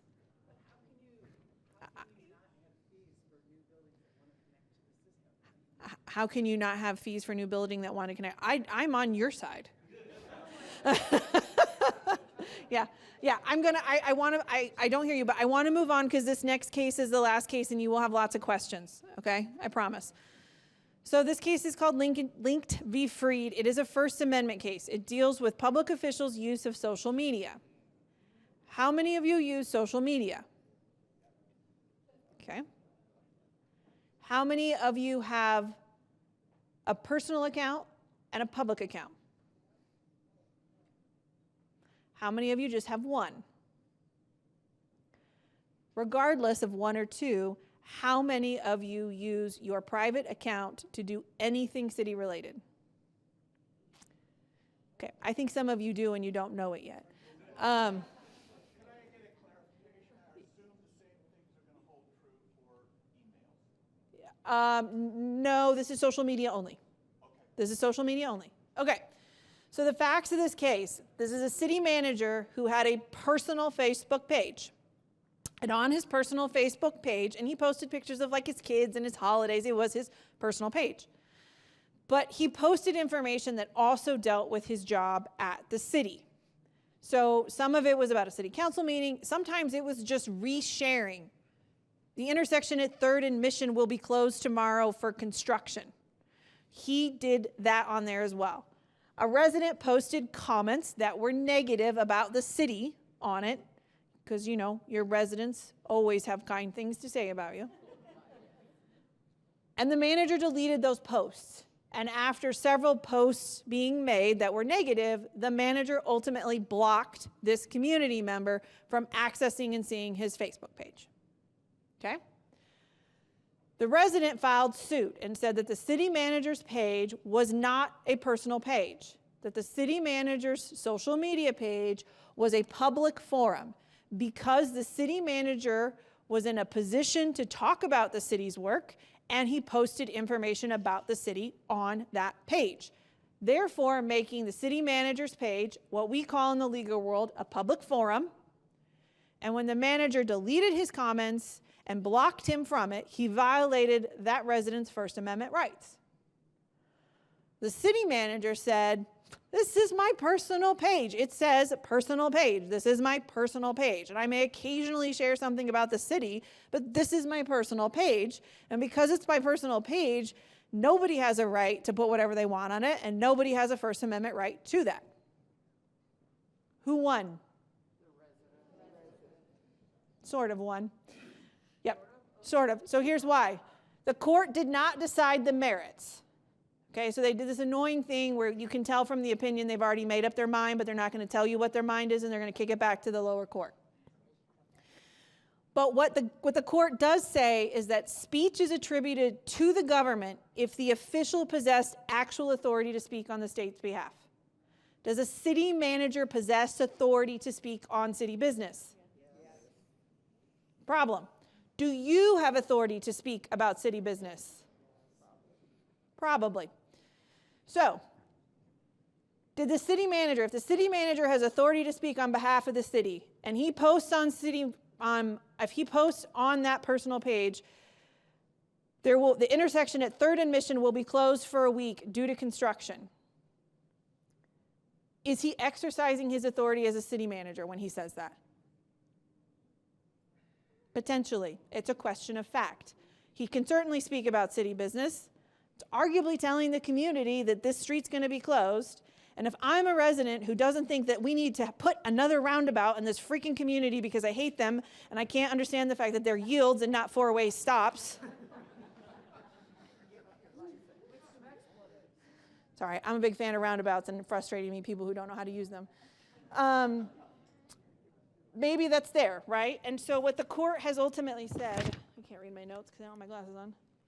The court has basically said, if you have authority to speak on behalf of the city and you exercised your authority, then you do not have a private Facebook page or a private Twitter feed or a private Instagram page, TikTok, I don't know what else is out there. I'm not that cool. One second.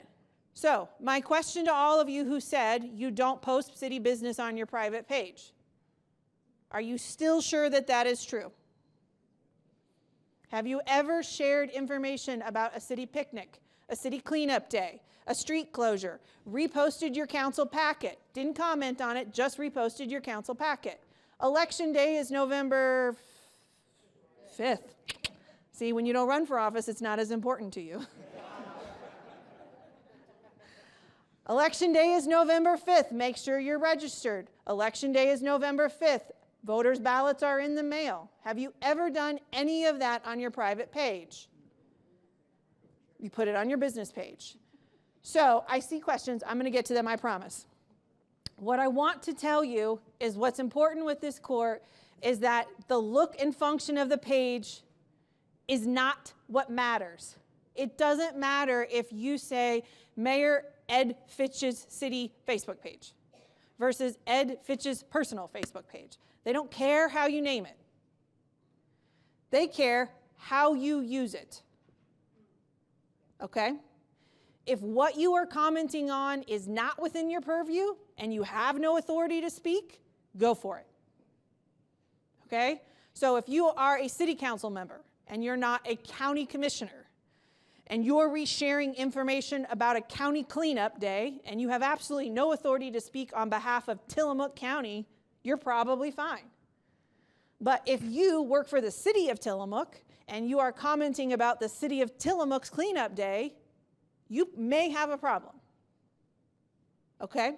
Authority for your position and your authority to speak is going to come from the law itself or, and this is the tricky part, custom and usage. I see your hands, I promise. Let me just get through this.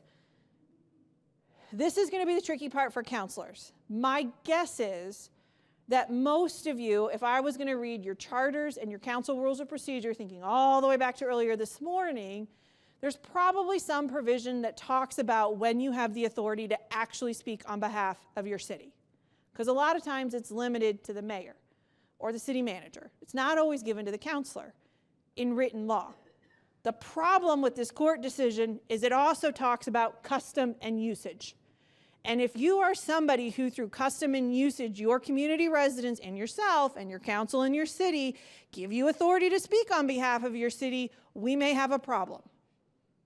So don't go back and be like, I'm fine because the only person who gets to speak on behalf of the city is the mayor, and I'm not the mayor.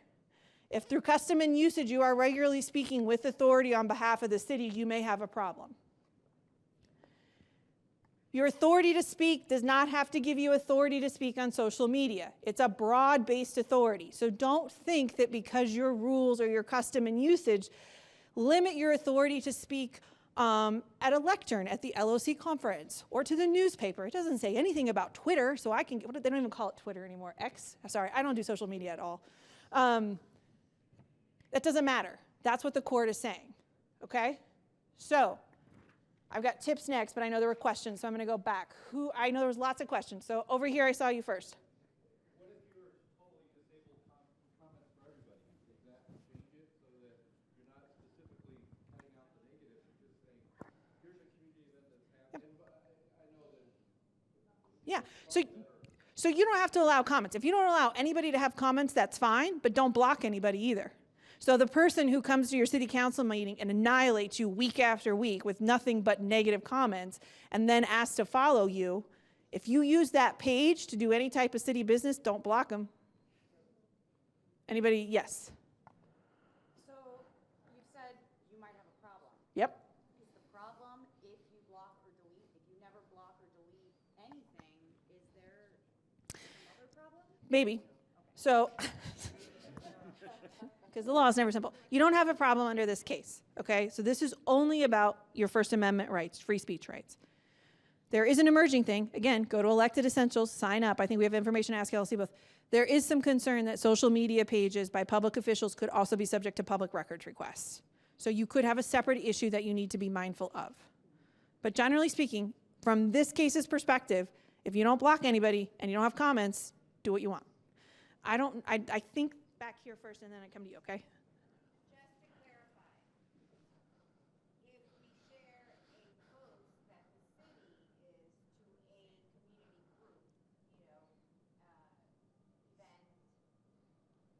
I'm not posting on my page, but I shared it from the city. It could be. Yeah, the question is if I don't post, I just share or retweet. The court's not specifically clear on that. What I would tell you when you read the language of the court, what I take away from this opinion is that if you intermix, you have a problem. But the problem again is, to your point, if you're gonna block or delete. So if you've got like a private page, right? And it's like maybe 100 people. I see you, I'm gonna go here and then there and then over here. Oh no, wait, I saw her first before you. So I'm gonna go here and then there and then over there. Let's do this all day. So what I would tell you, so you've got, let's say a private page, right? You got a private Instagram page. It's only for 100 people. You use it to show people pictures of your kids, your dogs. I like to look at cool ceramic floors, whatever you got, right? And you decide to just reshare the community flyer, right? You don't post on it, you reshare it. What I would tell you is I think some of the language in this case makes me nervous about that. I'm not saying it's sure. Now remember, I take a really conservative approach when we give advice at the league because not all of you have attorneys, right? So what I would tell you is if you have concerns, be safe. Jamie and I have been teaching for probably 8 years now, and we teach the same thing every time, even before this came out. Do not mix. Just don't mix, ever. You want to have a city page, have a city page. You want to have a personal page, have a personal page, and never the two should intermarry. Because the tricky part is I think this case is the first of a long line of cases coming. I think you got to worry about a heck of a lot more than First Amendment. I think you got to worry about public meeting law violations in the future, and you may have to worry about public records too. So keep them separate. Here, right?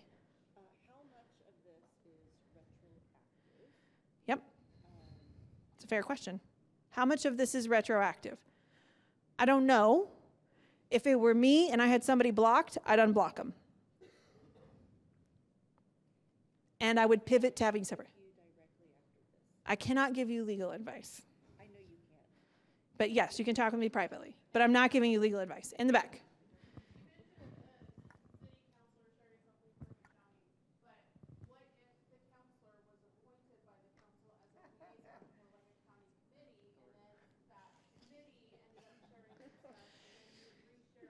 You should write law school exams. Okay, so the question is, I am a city official, but I was appointed by my city to serve as a liaison to a county board, and so I'm sharing stuff from the county board, but I'm only doing that because I was a liaison. If you probably have authority. I mean, here's what I would say. If you're somebody who's nervous operating in the gray, that strikes me as gray. Okay, and then, over here, and then I'll go back over there, I promise. Yes.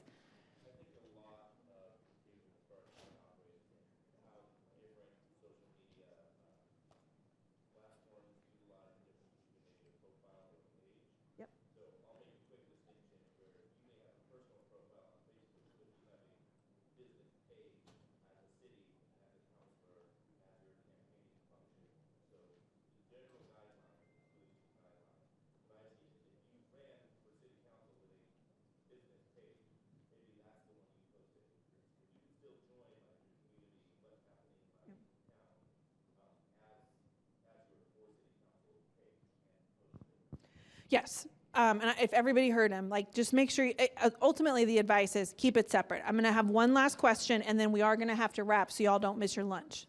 So just to follow up over here, does this apply to actual advisory committee members that are appointed by council that are part of commissions that are subject to public meeting law? Because no, I don't think so.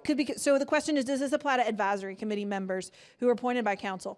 It would be really hard for me to go there, yes, because I question whether or not they have any authority to speak on anything. Okay, so that's the thing is, remember, you have to have authority to speak on behalf of the city. So I don't know whether or not an advisory committee would. I would say let's look at what authority they have and what their limitations are. That's the thing. So it is lunch. I have 2 quick reminders for you. If you are taking a tour, you are grabbing a box lunch by the door and you are going. If you are not going on a tour, lunch is downstairs for you to get in the vendor booth space. Please enjoy. If you have generalized questions, you can find Jamie or I here today. You can also email us at any time. Thank you for giving us 4 hours and for everything you do for your cities.